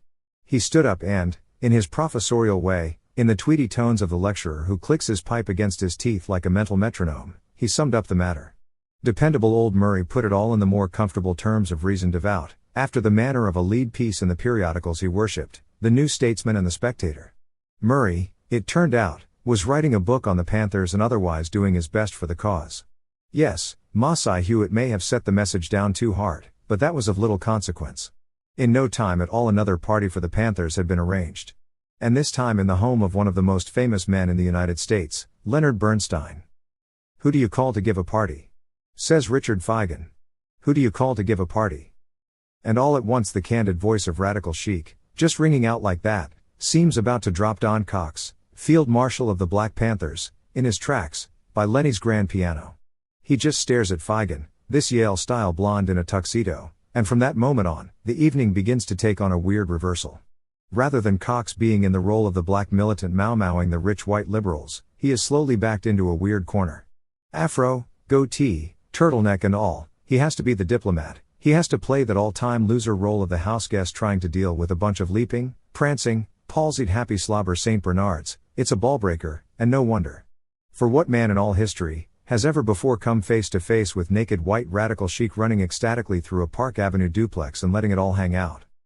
One of the members of the Panther Defense Committee, a white, manages to come up with a phone number, 691-8787, but Feigen is already pressing on. "There is one candidate for governor," he says, quite an impressive voice, "who feels very deeply about what is going on here. He had hoped to be here tonight, but unfortunately he was detained upstate. And that's Howard Samuels. Now, what I want to know is, if he were willing to come before you and present his program, would you be willing to consider supporting it? In other words, are the Black Panthers interested in getting any political leverage within the system?" Cox stares at him again. "Well," he says, and it is the first time he falls into that old hesitant thing of beginning a sentence with "well, any politician who is willing to relate to our 10-point program, we will support him actively, but we have no use for the traditional political." "But would you be willing to listen to such a candidate?" says Feigen. The traditional political arena, because if you try to oppose the system from within the traditional political arena, you're wasting your time. Look at Powell. As soon as he began to speak for the people, they threw him out. We have no power within the system, and we will never have any power within the system. The only power we have is the power to destroy, the power to disrupt. If black people are armed with knowledge. "But would you be willing to listen to such a candidate?" says Feigen. "Well," says Cox, a bit wearily, "we would refer him to our Central Committee, and if he was willing to support our 10-point program, then we would support that man." Feigen muses sagely inside of his tuxedo. Dapper. A dapper dude in pinstripe suit and pencil mustache in the rear of the room, a black named Rick Haynes, president of Management Formation Incorporated, an organization promoting black capitalism, asks about the arrest the other night of Robert Bay and another Panther named Jolly. "Right on," says Cox, softly, raising his left fist a bit, but only as a fraternal gesture, and through every white cortex rushes the flash about how the world here is divided between those who rate that acknowledgement, right on, and those who don't, right on. Cox asks Robert Bay to stand, and his powerful form and his ferocious afro rise from out of the midst of the people in the rows of chairs in the center of the room. He nods briefly towards Haynes and smiles and says right on, there it is, and then he sits down. And Cox tells how the three detectives rousted and hassled Bay and Jolly and another man, and then the detectives went on radio station WINS and lied about it all day. And Lefcourt gets up and tells how this has become a pattern, the cops incessantly harassing the Panthers, wherever they may be, everything from stopping them for doing 52 in a 50-mile-an-hour zone to killing Fred Hampton in his bed. The beautiful ash-blonde girl speaks up, "People like myself who feel that up to now the Panthers have been very badly treated, we don't know what to do. I mean, if you don't have money and you don't have influence, what can you do? What other community programs are there? We want to do something, but what can we do? Is there some kind of committee, or some kind of, I don't know. Well baby, if you really," but Cox tells her that one of the big problems is finding churches in the black community that will help the Panthers in their breakfast program for ghetto children, and maybe people like her could help the Panthers approach the churches. "It's basically the churches who have the large kitchens that we need," he says, "but when we come to them to use their kitchens, to feed hot breakfast to hungry children, they close the door in our faces. That's where the churches in the black community are at." "Tell why." says Leonard Bernstein. Hardly anybody has noticed it up to now, but Leonard Bernstein has moved from the back of the room to an easy chair up front. He's only a couple of feet from Cox. But Cox is standing up, by the piano, and Lenny is sunk down to his hip sockets in the easy chair. They really don't know what they're in for. Lenny is on the move. As more than one person in this room knows, Lenny treasures the art of conversation. He treasures it, monopolizes it, conglomerates it, like a Jay Gould, an Onassis, a cornfield of conversation. Anyone who has spent a 3-day weekend with Lenny in the country, by the shore, or captive on some lonesome key in the Windward Islands, knows that feeling, the alternating spells of adrenal stimulation and insulin coma as the great interrupter, the village explainer, the champion of metal Giotto, the free analyst, Mr. Let's Find Out, leads the troops on a 72-hour forced march through the lateral geniculate and the pyramids of Betz, no breathers allowed, until every human brain is reduced finally to a clump of dried seaweed inside a burnt-out husk and collapses, implodes, in one last crunch of terminal boredom. Mr. Pull. Mr. Push. Mr. Auricularis, but how could the Black Panther Party of America know that? Just now Lenny looks so sunk down low in the easy chair. Almost at Don Cox's feet he is, way down in an easy chair with his turtleneck and blazer on, and his neckpiece. Also right down front, on the couch next to the wall, is Otto Preminger, no piece of wallpaper himself, with his great head and neck rising up like a howitzer shell from out of his 6-button double-breasted, after the manner of the Eternal Occupation Zone Commandant. Tell why, says Lenny. Well, says Cox, that gets into the whole history of the church and the black community. It's a long story. Go ahead and tell it, says Lenny. Well, says Cox, when the slaves were brought to America, they were always met at the boat by the cat with the whip and the gun, see, and along with him was the black preacher, who said, everything's gonna be all right, as long as you're right with Jesus. It's like, the normal thing in the black community. The preacher was always the go-between the slave masters and the slave, and the preacher would get a little extra crumb off the table for performing this service. You know, it's the same situation in the black community today. The preacher is riding around in a gold Cadillac, but it's the same thing. If you ask a lot of these churches to start working for the people instead of for the man, they start worrying about that crumb, see, because if the preacher starts working for the people, then the power structure starts harassing him. Like we found this one minister who was willing for us to use his church for the breakfast program. So okay, and then one day he comes in, and he's terrified, see, and he says we have to leave, that's all there is to it. The cat's terrified, so we say, okay, we'll leave, but just tell us what they said to you. Tell us what they did to intimidate you. But he won't even talk about it, he just says, leave. He's too terrified to even talk about it. Bernstein says, Don, what's really worrying a lot of us here is the friction between groups like the Black Panthers and the established black community. No problem. Cox says, we recognize that there is not only a racial struggle going on in this country, but a class struggle. The class structure doesn't exist in the same way in the black community, but what we have are very bourgeois-minded people. He uses the standard New Left pronunciation, which is bourgeois, petty bourgeois-minded people, you see, and they have the same mentality as bourgeois-minded people in the white power structure. Yes, says Bernstein, but a lot of us here are worried about things like threats against the lives of leaders of the established black community. Suddenly Rick Haynes speaks out from the back of the room, this thing about the black community galls me. He's really put out, but it's hard to tell what over, because what he does is look down at the ash-blonde beauty, who is only about 10 feet away. This lovely young lady here was asking about what she could do. What a look! If sarcasm could reach 550 degrees, she would shrivel up like a slice of Oscar Mayer bacon. Well, I suggest that she forget about going into the black community. I suggest that she think about the white community. Like the Wall Street Journal just printed an article about the Black Panthers, and they came to the shocking conclusion, for them, that a majority of the black community supports the Black Panthers.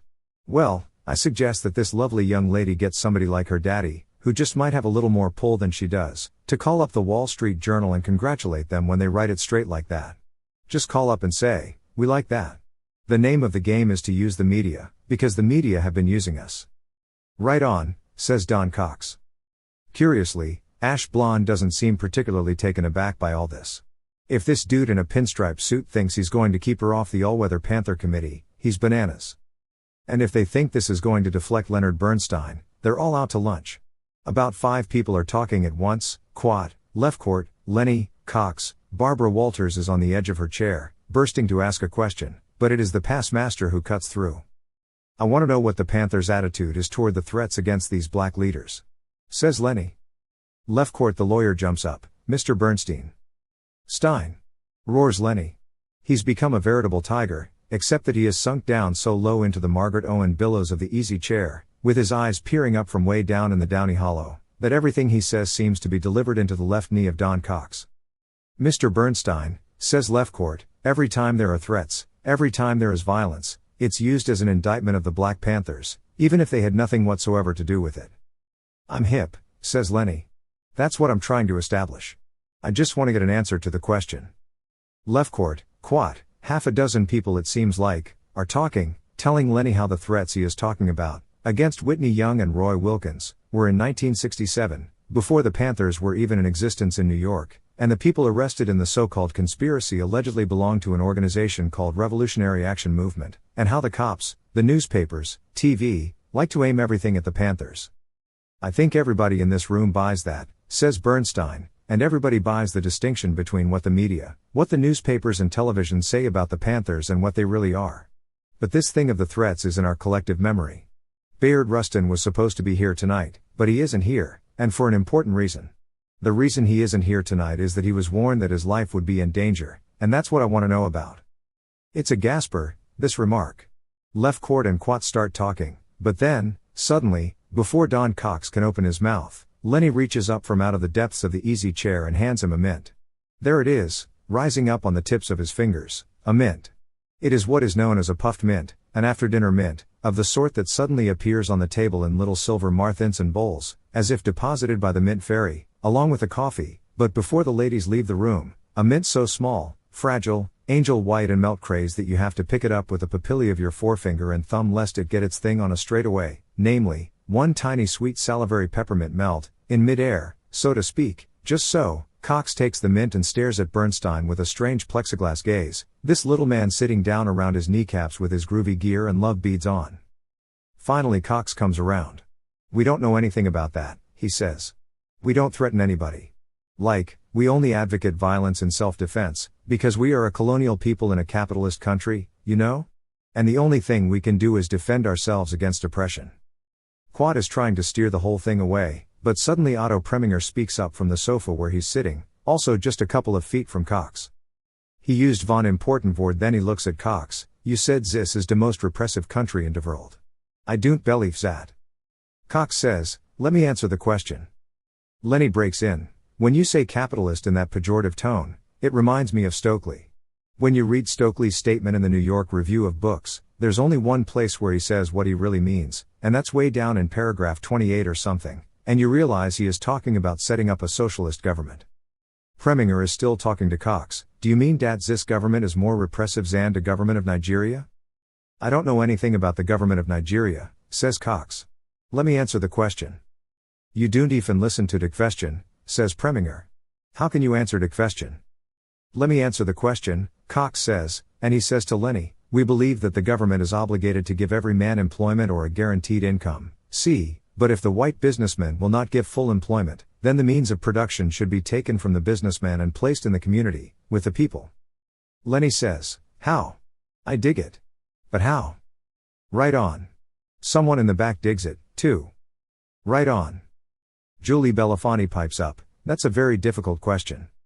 You can't blueprint the future, says Cox. You mean you're just going to wing it? Says Lenny. Like, this is what we want, man, says Cox, we want the same thing as you, we want peace. We want to come home at night and be with the family, and turn on the TV, and smoke a little weed, you know? And get a little high, you dig? And we'd like to get into that bag, like anybody else. But we can't do that, because if they send in the pigs to rip us off and brutalize our families, then we have to fight. I couldn't agree with you more. Says Lenny. But what do you do? Cox says, we think that this country is going more and more toward fascism to oppress those people who have the will to fight back. I agree with you 100%. Says Lenny. But you're putting it in defensive terms, and don't you really mean it in offensive terms? That's the language of the oppressor, says Cox. As soon as. That's not, says Preminger. Let me finish. Says Cox. As a Black Panther, you get used to. That's not. Let me finish. As a Black Panther, you learn that language is used as an instrument of control, and. He doesn't mean dat. Let me finish. Cox to Preminger to Bernstein too, they're wrestling for the big ear, quite a struggle, Cox standing up by the piano covered in the $1 million tchotchkes, Lenny sunk down into the Margaret Owen easy chair, Preminger, the irresistible commandant of the sofa, they're pulling and tugging. Whereupon the little gray man, the servant of history, pops up from beside the other piano and says, "Mr. Bernstein, will you yield the floor to Mrs. Bernstein?" And suddenly Felicia, serene and flawless as Mary Astor, is on her feet. I would just like to quote this passage from Richard Harris, in The New Yorker, and she is standing up beside the other piano with a copy of The New Yorker in her hand, reading from an article by Richard Harris on the Justice Department. "This is a letter from Roger Wilkins to Secretary Finch," says Felicia. "This is Roy Wilkins' nephew, Roger Wilkins, former head of the Justice Department's Community Relations Service, and now with the Ford Foundation. A year ago of the question, because black leaders, even the most militant of them, knew that all they would accomplish was to get themselves and their followers killed." Felicia looks up at the audience, as during any first-class reading, and her voice begins to take on more and more theatrical lift. "But I think that the despair is far deeper now. You just can't go on seeing how white men live, the opportunity they have, listening to all the promises they make and realizing how little they have delivered, without having to fight an almost ungovernable rage within yourself." Felicia's voice has taken on the very vibrato of emotion. And in the back room, standing close to Gail Lumet, is Roger Wilkins himself. "Some black children in this country," recites Felicia, "have to eat dog food or go hungry. No man can go on watching his children grow up in hunger and misery like that with wealth and comfort on every side of him, and continue to regard himself as a man. I think that there are black men who have enough pride now so that they would rather die than go on living the way they have to live. And I think that most of us moderates would have difficulty arguing with them. The other day, an old friend of mine, a black man who has spent his life trying to work things out for his people within the system, said to me," Felicia looks at the audience and sets up the clincher, "Roger, I'm going to get a gun. I can't help it. That's Mavelis," says Lenny. He says it with profound emotion, he sighs, he sinks back into the easy chair. Richard Harris, Ahura Mazda with the original flaming revelation. Cox seizes the moment. "Our Minister of Defense, Huey P. Newton, has said if we can't find a meaningful life, maybe we can have a meaningful death, and one reason the power structure fears the Black Panthers is that they know the Black Panthers are ready to die for what they believe in, and a lot of us have already died." Lenny seems like a changed man. He looks up at Cox and says, "When you walk into this house, into this building," and he gestures vaguely as if to take it all in, "the moldings, the sconces, the Roquefort morsels rolled in crushed nuts, the servants, the elevator attendant and the doorman downstairs in their white dickies, the marble lobby, the brass struts on the marquee out front, when you walk into this house, you must feel infuriated." Cox looks embarrassed. "No, man, I managed to overcome that. That's a personal thing. I used to get very uptight about things like that, but..." "Don't you get bitter? Doesn't that make you mad?" "No, man, that's a personal thing, see, and I don't get mad about that personally. I'm over that." "Well," says Lenny, "it makes me mad." And Cox stares at him, and the plexiglass lowers over his eyes once more. "These cats, if I wasn't here to see it."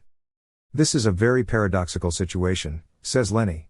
"Having this apartment makes this meeting possible, and if this apartment didn't exist, you wouldn't have it. And yet, well, it's a very paradoxical situation." "I don't get uptight about all that," says Cox. "I've been through all that. I grew up in the country, in a farming community, and I finally became a respectable Negro. I did all the right things. I got a job and a car, and I was wearing a suit and getting good pay, and as long as I didn't break any rules I could go to work and wear my suit and get paid. But then one day it dawned on me that I was only kidding myself, because that wasn't where it was at. In a society like ours I might as well have had my hair guard on and my purple pants, because when I walked down the street I was just another nigger, see, just another nigger, but I don't have that hate thing going. I can feel it, I can get uptight. Like the other day I was coming out of the courthouse in Queens and there was this off-duty pig going by, see, and he gives me the finger. That's the pig's way of letting you know he's got his eye on you.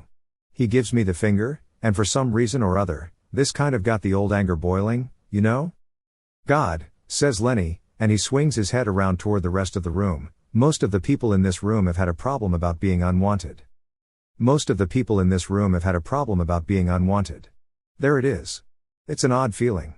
Most of the people in this room's heads have just spun out over this one. Lenny is unbeatable. Mental Giotto at 3 a.m. he has done it. He has just steered the Black Panther movement into a 1955 Jules Feiffer cartoon. rejection, security, anxiety, Oedipus, Electra, neurosis, transference, id, superego, archetype and field of perception, that wonderful 1950s game, beloved by all educated young men and women in the East who grew up in the era of the great cresting tide of Freud, Jung, Adler, Reich, when everyone either had an analyst or quoted Ernest Dicta telling Maytag that dishwashing machines were bought by women with anal compulsions. And in the gathering insulin coma, Lenny has the Panthers and 75 assorted celebrities and culturati heading off on the long march into the neural jungle. 1955 forever, one way or another we all feel insecure, right? And so long as we repress it's marvelous. Mr. Auricularis. The village explainer. Most of the people in this room have had a problem about being unwanted. Cox looks at him, with the plexiglass lowering, but the little gray man, the servant of history, jumps in once more. He sends a lovely young thing, one of the blondes in the room, over to whisper something in Lenny's ear. Livingston Wingate is here, she tells him. No slouch in such situations, Lenny immediately seems to dope this out as just an interruption to shut him up. Oh, why don't I just leave? He says. He makes a mock move as if to get up from the chair and leave the room. No. Everybody says. Everybody is talking at once, but then Barbara Walters, who has had this certain thing building up inside of her, springs it loose.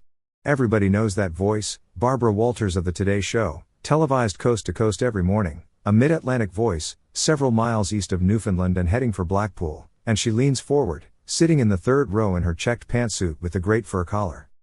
I'm a member of the news media, but I'm here as an individual, because I'm concerned about the questions raised here, and there has been a lot of talk about the media.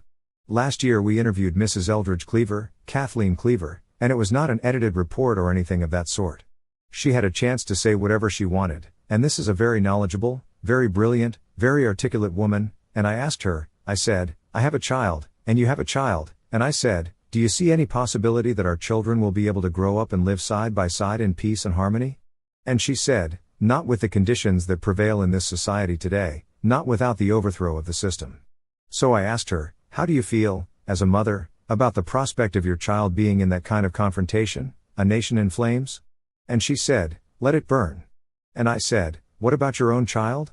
And she said, may he light the first match. And that's what I want to ask you about. I'm still here as a concerned person, not as a reporter, but what I'm talking about, and what Mr. Bernstein and Mr. Preminger are talking about, when they ask you about the way you refer to capitalism, is whether you see any chance at all for a peaceful solution to these problems, some way out without violence. Cox says, not with the present system. I can't see that. Like, what can change? There's 750 families that own all the wealth of this country. That's not true. Says Preminger. There are many people vid wealth all over. Let me finish. And these families are the most reactionary elements in the country. A man like H.L. Hunt wouldn't let me in his house. Barbara Walters says, I'm not talking about. I wouldn't go to his house if he asked me, says Preminger. Well, I almost. What about Ross Perot? He's a Texan, too, and is spending millions of dollars trying to get de vivas of prisoners of war in touch with the government of North Vietnam. Cox says, I would respect him more if he was giving his money to hungry children. He is. Says Preminger. He is. You don't read anything. That's your trouble. I'm not talking about that, Barbara Walters says to Cox. I'm talking about what's supposed to happen to other people if you achieve your goals. You can't just put it like that. Says Julie Belafonte. That needs clarification. Barbara Walters says, I'm talking as a white woman who has a white husband, who is a capitalist, or an agent of capitalists, and I am, too, and I want to know if you are to have your freedom, does that mean we have to go? Barbara Walters and her husband, Lee Guber, a producer, up against the wall in the cellar in Ekaterinburg. Cox says, for one person to be free, everybody must be free. As long as one whole class is oppressed, there is no freedom in a society. A lot of young white people are beginning to. That isn't what she's asking. Let me finish, let me answer the question. You don't even listen to the question. Let me finish, a lot of young white people are beginning to understand about oppression. They're part of the petty bourgeoisie. It's a different class from the black community, but there's a common oppressor. They're protesting about individual freedoms, to have their music and smoke weed and have sex. These are individual freedoms, but they are beginning to understand. If you're for freedom, says Preminger, tell me this, is it all right for a Jew to leave Russia and settle in Israel? Let me finish. Is it all right for a Jew to leave Russia and settle in Israel? Most people in the room don't know what the hell Preminger is driving at, but Leon Quat and the little gray man know right away. They're trying to wedge into the argument. The hell with that little number, that Israel and Al Fatah and UAR and MiGs and USSR and Zionist imperialist number, not in this room you don't. Quat stands up with a terrific one big happy family smile on and says, I think we're all ready to agree that the crisis in this country today comes not from the Black Panthers but from the war in Vietnam, But there is a commotion right down front. Barbara Walters is saying something to one of the Panther wives, Mrs. Lee Berry, in the front row. What did she say to you? Says Lenny. I was talking to this very nice lady, says Barbara Walters, and she said, you sound like you're afraid. Mrs. Berry laughs softly and shakes her head. I'm not afraid of you, Barbara Walters says to her, but maybe I am about the idea of the death of my children. Please. Says Quat. All I'm asking is if we can work together to create justice without violence and destruction. Please. Says Quat. He never answered her question. Says Preminger. Please. I can answer the question. You don't even listen. So. Let me answer the question. I can deal with that. We don't believe that it will happen within the present system, but. Lenny says, so you're going to start a revolution from a Park Avenue apartment. Right on. Quat sings out desperately, Livingston Wingate is here. Can we please have a word from Mr. Livingston Wingate of the Urban League? Christ, yes, bring in Livingston Wingate. So Livingston Wingate, executive director of the New York Urban League, starts threading his way down to the front. He hasn't got the vaguest notion of what has been going on, except that this is Panther night at the Bernsteins. He apparently thinks he is called upon to wax forensic, because he starts into a long disquisition on the changing mood of black youth. I was on television this morning with a leader of the Panther movement, he says, and that was me. Cocks from his chair beside the piano. Wingate wheels around. Oh, yes, he does a double take. I didn't see you here, that was you, ha, and then he continues, excoriating himself and his generation of black leaders for their failures, because nonviolence didn't work, and he can no longer tell the black youth not to throw that rock. In the corner, meanwhile, by the piano, Preminger has reached out and grabbed Cox by the forearm in some kind of grip of goodwill and brotherhood and is beaming as if to say, I didn't mean anything by it, and Cox is trying to grab his hand and shake hands and say that's okay, and Preminger keeps going for the forearm, and Cox keeps going for the hand, and they're lost there in a weird eccentric tangle of fingers and wrist bones between the sofa and the grand piano, groping and tugging. Because, says Livingston Wingate, he cannot prove to the ghetto youth that anything else will work, and so forth and so on, and they are firmly convinced that there can be no change unless the system is changed. Less than 5% of the people of this country have 90% of the wealth, says Lefcourt the lawyer, and 10% of them have most of the 90%.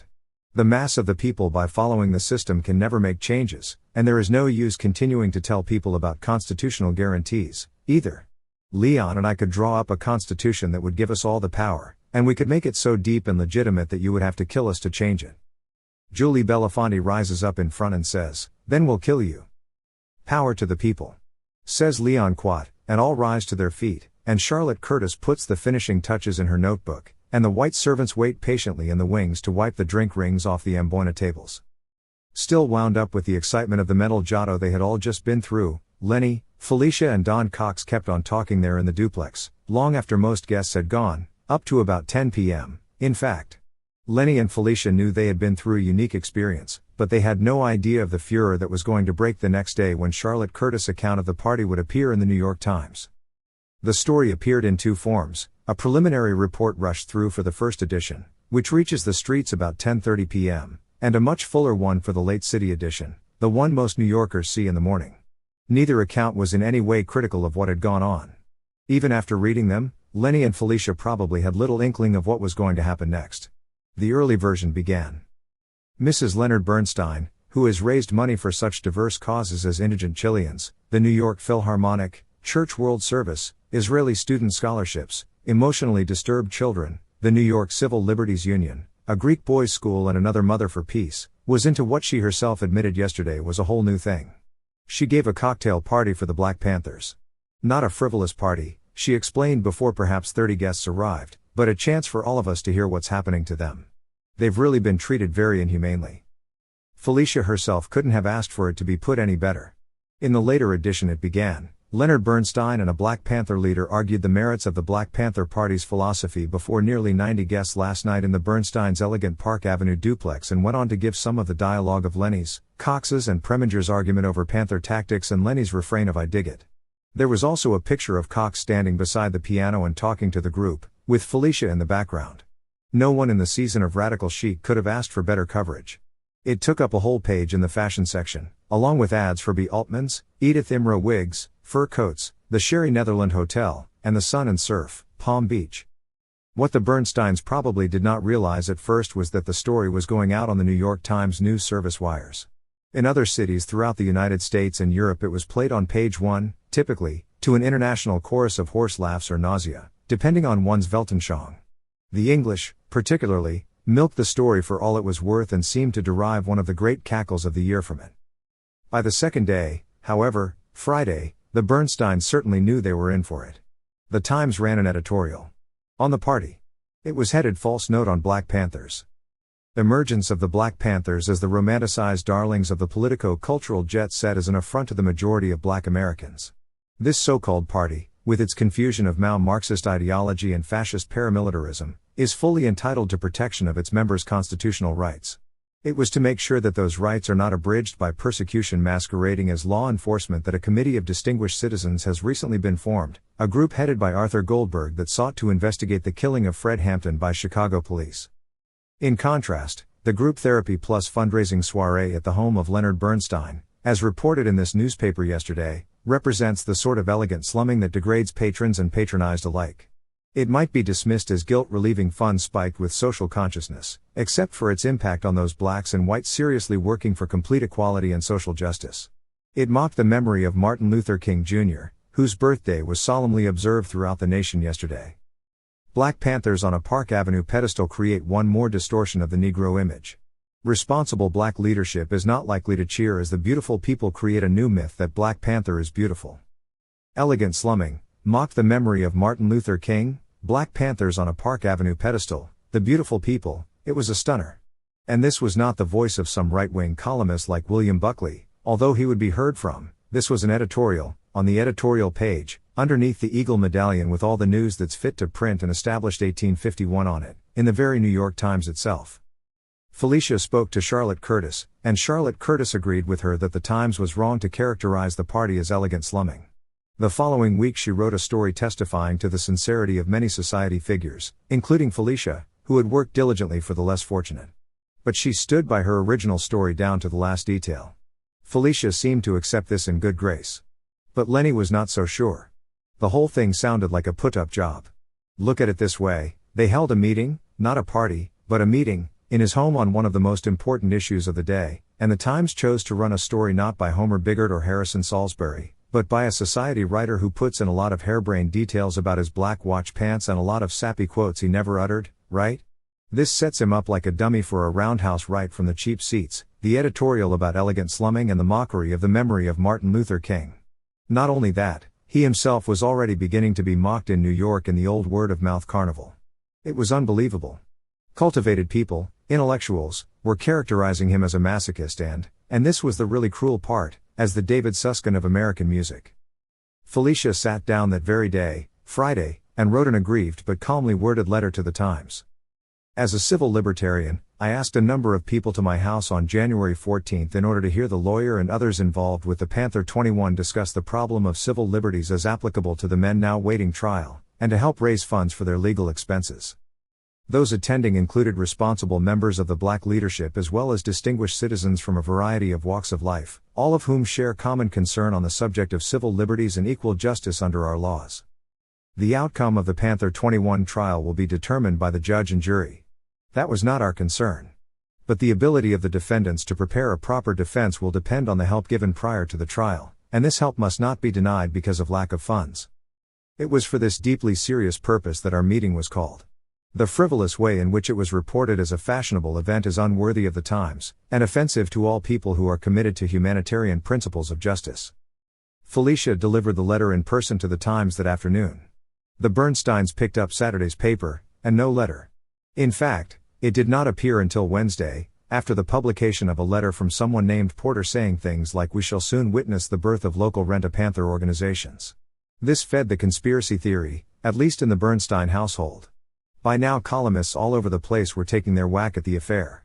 Buckley, for example, cited it as an object lesson in the weird masochism of the white liberal who bids the panther come devour him in his luxurious lair. But if the Bernsteins thought their main problem at this point was a bad press, they were wrong. A controversy they were apparently oblivious of suddenly erupted around them. Namely, the bitterness between Jews and blacks over an issue that had been building for 3 years, ever since black power became important. The first inkling the Bernsteins had was when they started getting hate mail, some of it apparently from Jews of the Queens Brooklyn Jewish Defense League variety.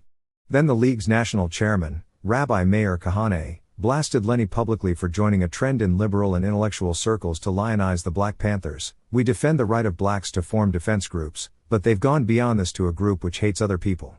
That's not nationalism, that's Nazism." And if Bernstein and other such intellectuals do not know this, they know nothing. The Jewish Defense League had been formed in 1968 for the specific purpose of defending Jews in low-rent neighborhoods, many of which are black.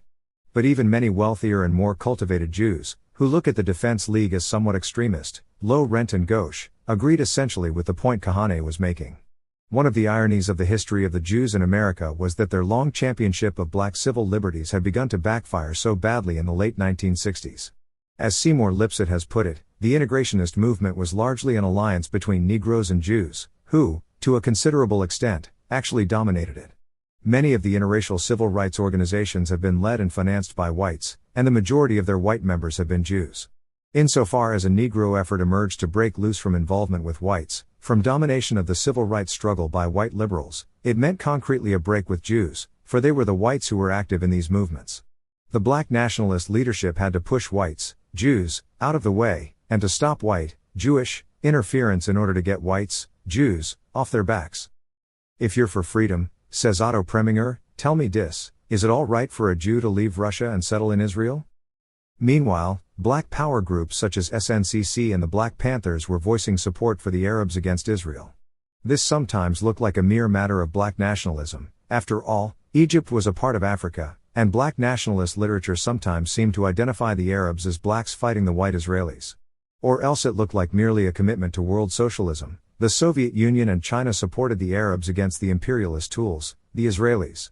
But many Jewish leaders regarded the anti-Zionist stances of groups like the Panthers as a veiled American brand anti-Semitism, tied up with such less theoretical matters as extortion, robbery and mayhem by blacks against Jews in ghetto areas. They cited things like the August 30, 1969, issue of Black Panther, which carried an article entitled "Zionism, Kosher Nationalism, plus Imperialism equals Fascism" and spoke of the fascist pigs. The June, 1967, issue of another Panther publication, Black Power, had carried a poem entitled "Jewland," which said, "Jewland, on a summer afternoon, really, couldn't kill the Jews too soon, now dig. The Jews have stolen our bread, their filthy women tricked our men into bed, so I won't rest until the Jews are dead. In Jewland, don't be a Tom on Israel's side really, cause that's where Christ was crucified." But in the most literate circles of the New Left, well, the Panthers' pronouncements on foreign affairs couldn't be taken too seriously. Ideologically, they were still feeling their way around.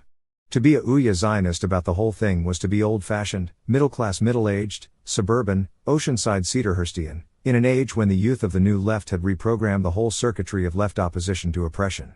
The main thing was that the Panthers were the legitimate vanguard of the black struggle for liberation. Among the culturati whom Leonard Bernstein could be expected to know and respect, this was not a point of debate, it was an axiom.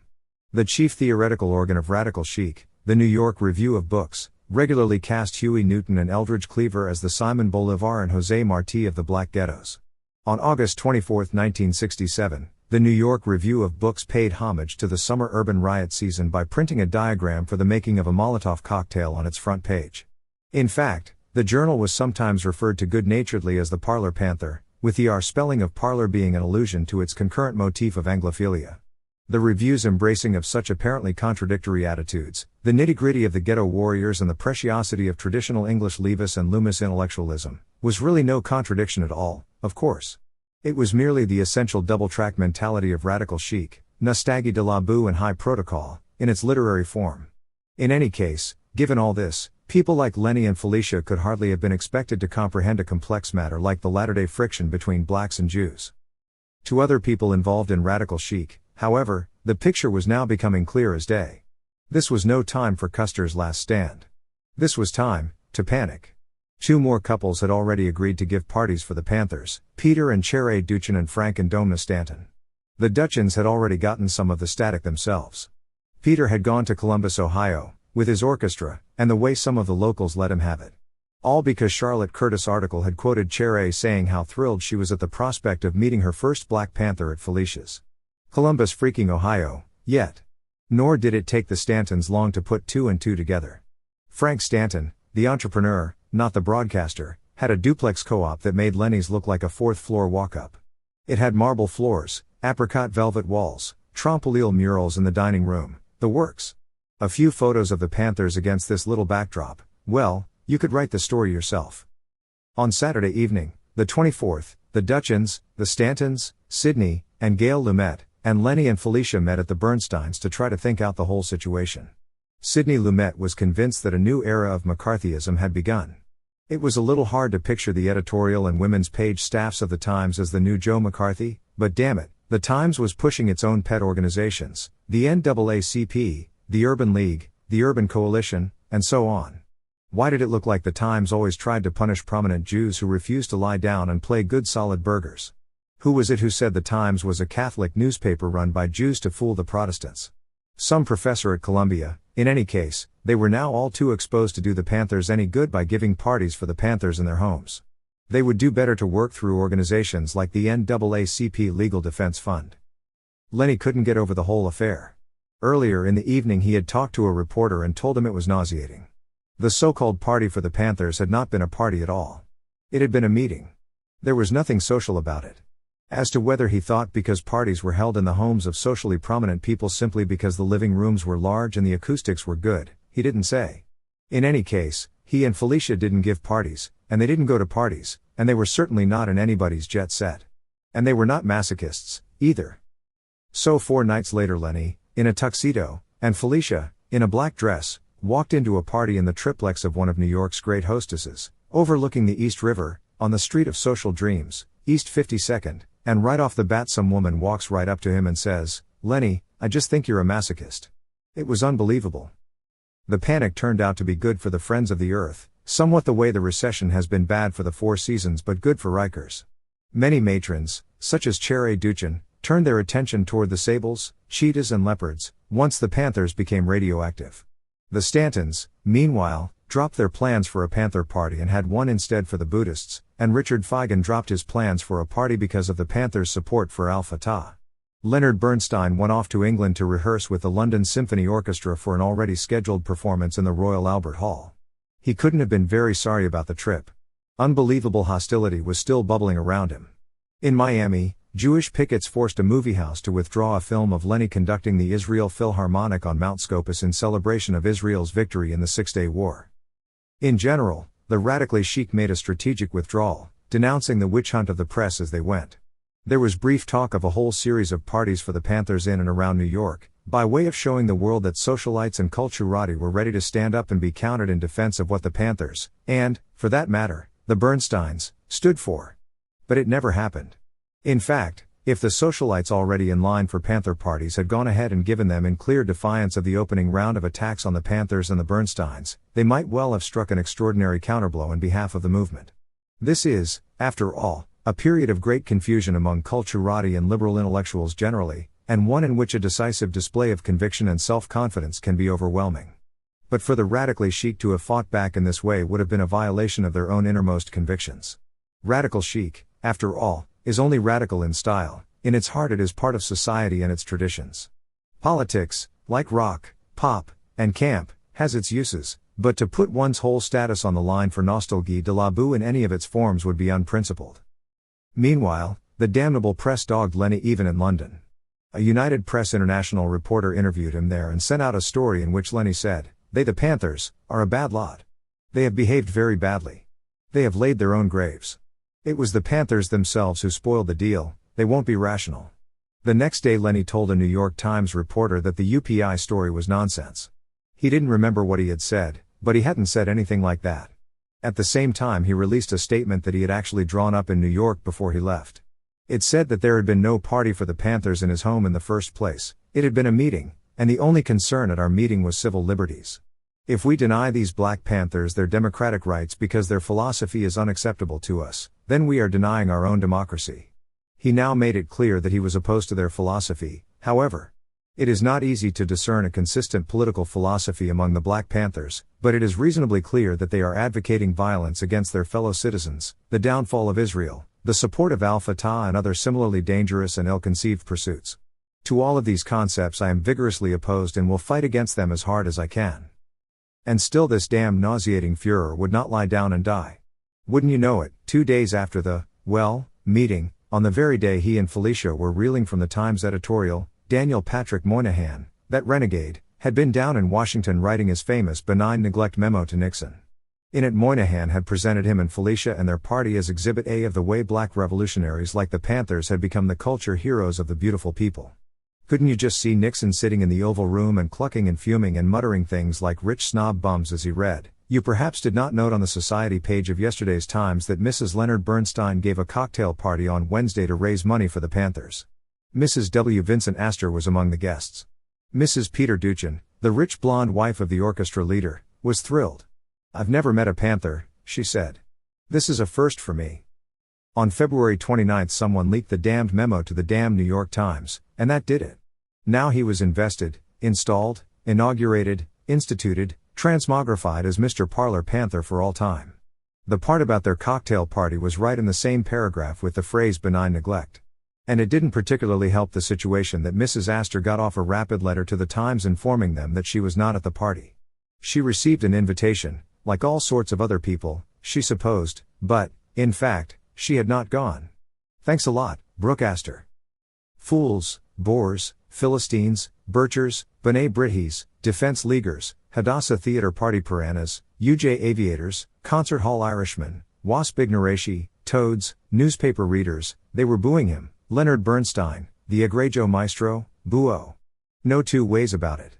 They weren't clearing their throats. They were squeezed into their $14.50 bequested seats, bringing up from out of the false bottoms of their bellies the old low-rent raspberry booze of days gone by. Boo-oh. Newspaper readers. That harebrained story in the Times had told how he and Felicia had given a party for the Black Panthers and how he had pledged a conducting fee to their defense fund, and now, stretching out before him in New York, was a great starched white-throated audience of secret candy store bigots, greengrocer Moshe Dayans with patches over both eyes. Once, after a concert in Italy, an old Italian, one of those glorious old Italians in an iron-worsted black suit and a high collar with veritable embroideries of white thread mending the cracks where the collar folds over, one of those old Europeans who seem to have been steeped, aged, marinated, in centuries of true culture in a land where people understood the art of living and the art of feeling and were not ashamed to express what was in their hearts. This old man had come up to him with his eyes brimming and his honest gnarled hands making imaginary snowballs and had said, "Egregio maestro. Egregio maestro." The way he said it, combining the egregio, meaning distinguished with the maestro, meaning master, well, the way he said it meant a conductor so great, so brilliant, so dazzling, so transported, so transcendental, so, yes, immortal, well, there is no word in the whole lame dumb English language to describe it. And in that moment Leonard Bernstein knew that he had reached. Boo-oh-oo. Boo-oh-oh. It was unbelievable. But it was real. These greengrocers, he was their whipping boy, and a bunch of $14.50 white-throated cretins were booing him, and it was no insomniac hallucination in the loneliness of 3 a.m. Would that black apparition, that damnable Negro by the piano, be rising up from the belly of a concert grand for the rest of his natural life?